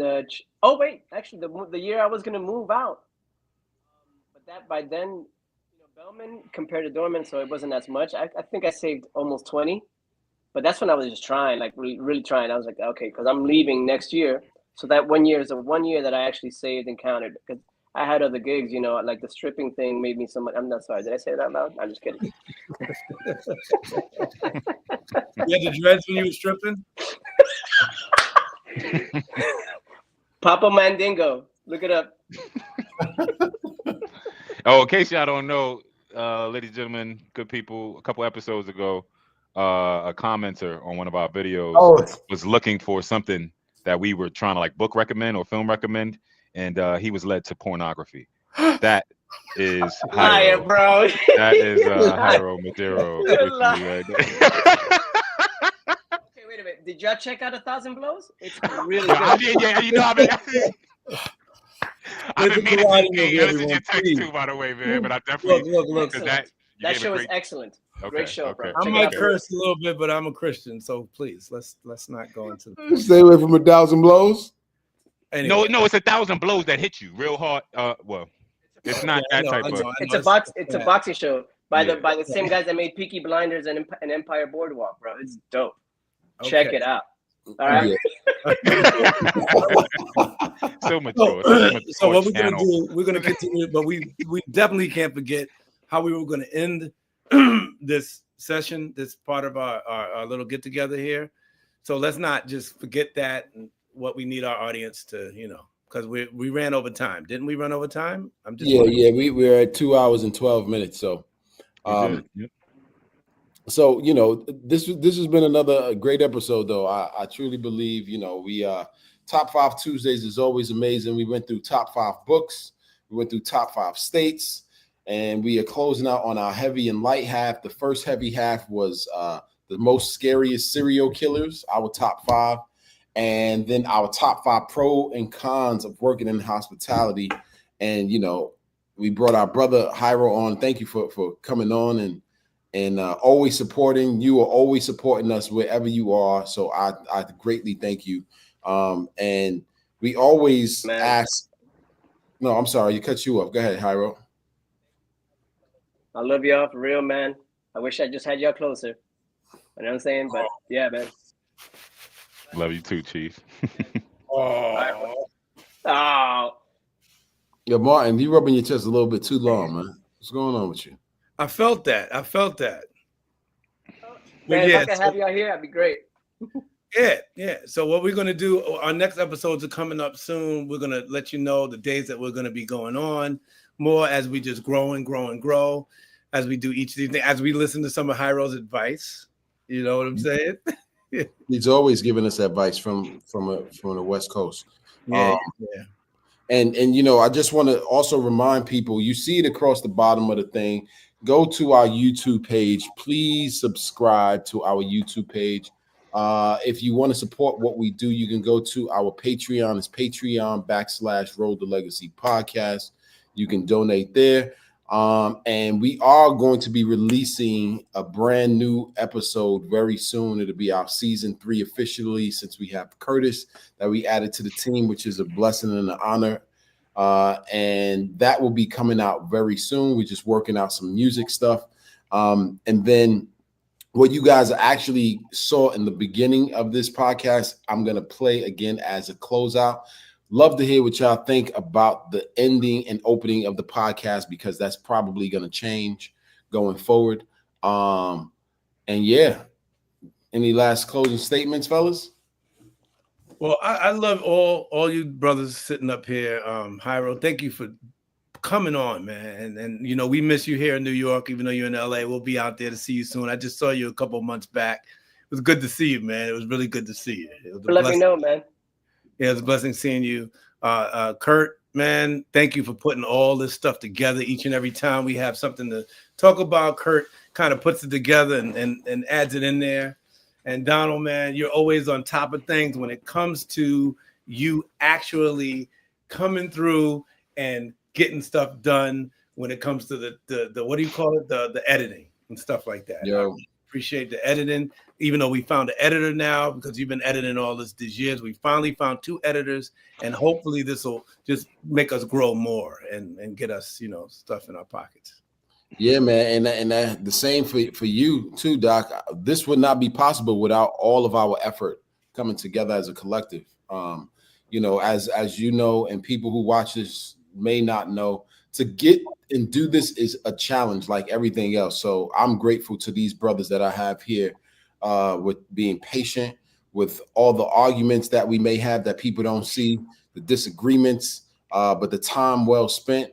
You and then another couple of things I want to say before we close is that person on the bottom, if you are ever looking for a voiceover, he is the man to go to. That's Curtis Reed on the bottom, the voice of the people, the scholar, the educator. He has an amazing voice, and so he will be doing. You'll be hearing a lot of the openings for this podcast, but also audiobooks and many other things to come. Ecstasy, yeah. When you lay down next to me. That's pretty good. That's pretty good. Yo, I just want to boomerang the blessings right back, Kings. Yo, I love y'all. Hyro, you know, I don't know you as well as these brothers that we just met recently, but kindred spirit right away, brother from another mister or another. I got that wrong. But yeah, man, you know, love you, big dog. Love you know, love my mans. And I'm grateful for all of the subjects that we cover. I'm grateful for the road to legacy. And speaking of, you have just exited right off of the Road to Legacy podcast. Grace and peace.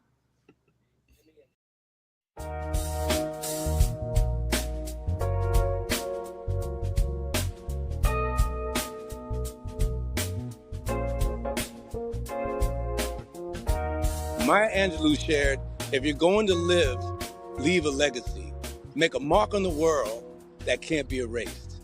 Donald, Curtis, and I have created the Road to Legacy podcast to share with the world. Over 40 years in hospitality, Donald and I came together and decided to put together these stories that we hear from people each and every day. Stories of happiness, stories of sadness, stories of just getting through things. So we decided to make this Road to Legacy podcast. You know, being conversationalists for so many years, we just acquired a network of people are willing to talk to us, and we want to share that with you. And that's my role, to inspire, influence, and educate. And I'm Donald. I'm born and raised in the Bronx, New York. And like Martin said, we have worked in hospitality for over 40 years. And I'm always curious on the journey that one person takes to reach either their level of success or their level of downfall, because I truly believe that everyone leaves a legacy, no matter if the legacy is good or if it's bad. And so that's my perspective. I'm always curious to know how people got to where they are. And I'm Curtis Reed, the run of the bunch, the youngest and newest to this coolest crew of cats that I met years ago on our road to legacy, right? And I said youngest, but I also said cats. So brother got an old soul if you ain't catch that. I'm born, bred, built in Brownsville, Brooklyn, and being a student and a teacher and a lover of history, I'm just glad to now be a passenger on this road to legacy with my brothers and seeking to influence, seeking to inspire and educate you lovely people, right? Anybody within earshot of our voices and eyesight of our viewpoints, we are blessed to be with you. Grace and peace from the road to legacy. Curtis Reed, Donald Reed, Martin Small. This is Bill Duke on the road to legacy. My name is Emmanuel Stanley, and this is my road to legacy.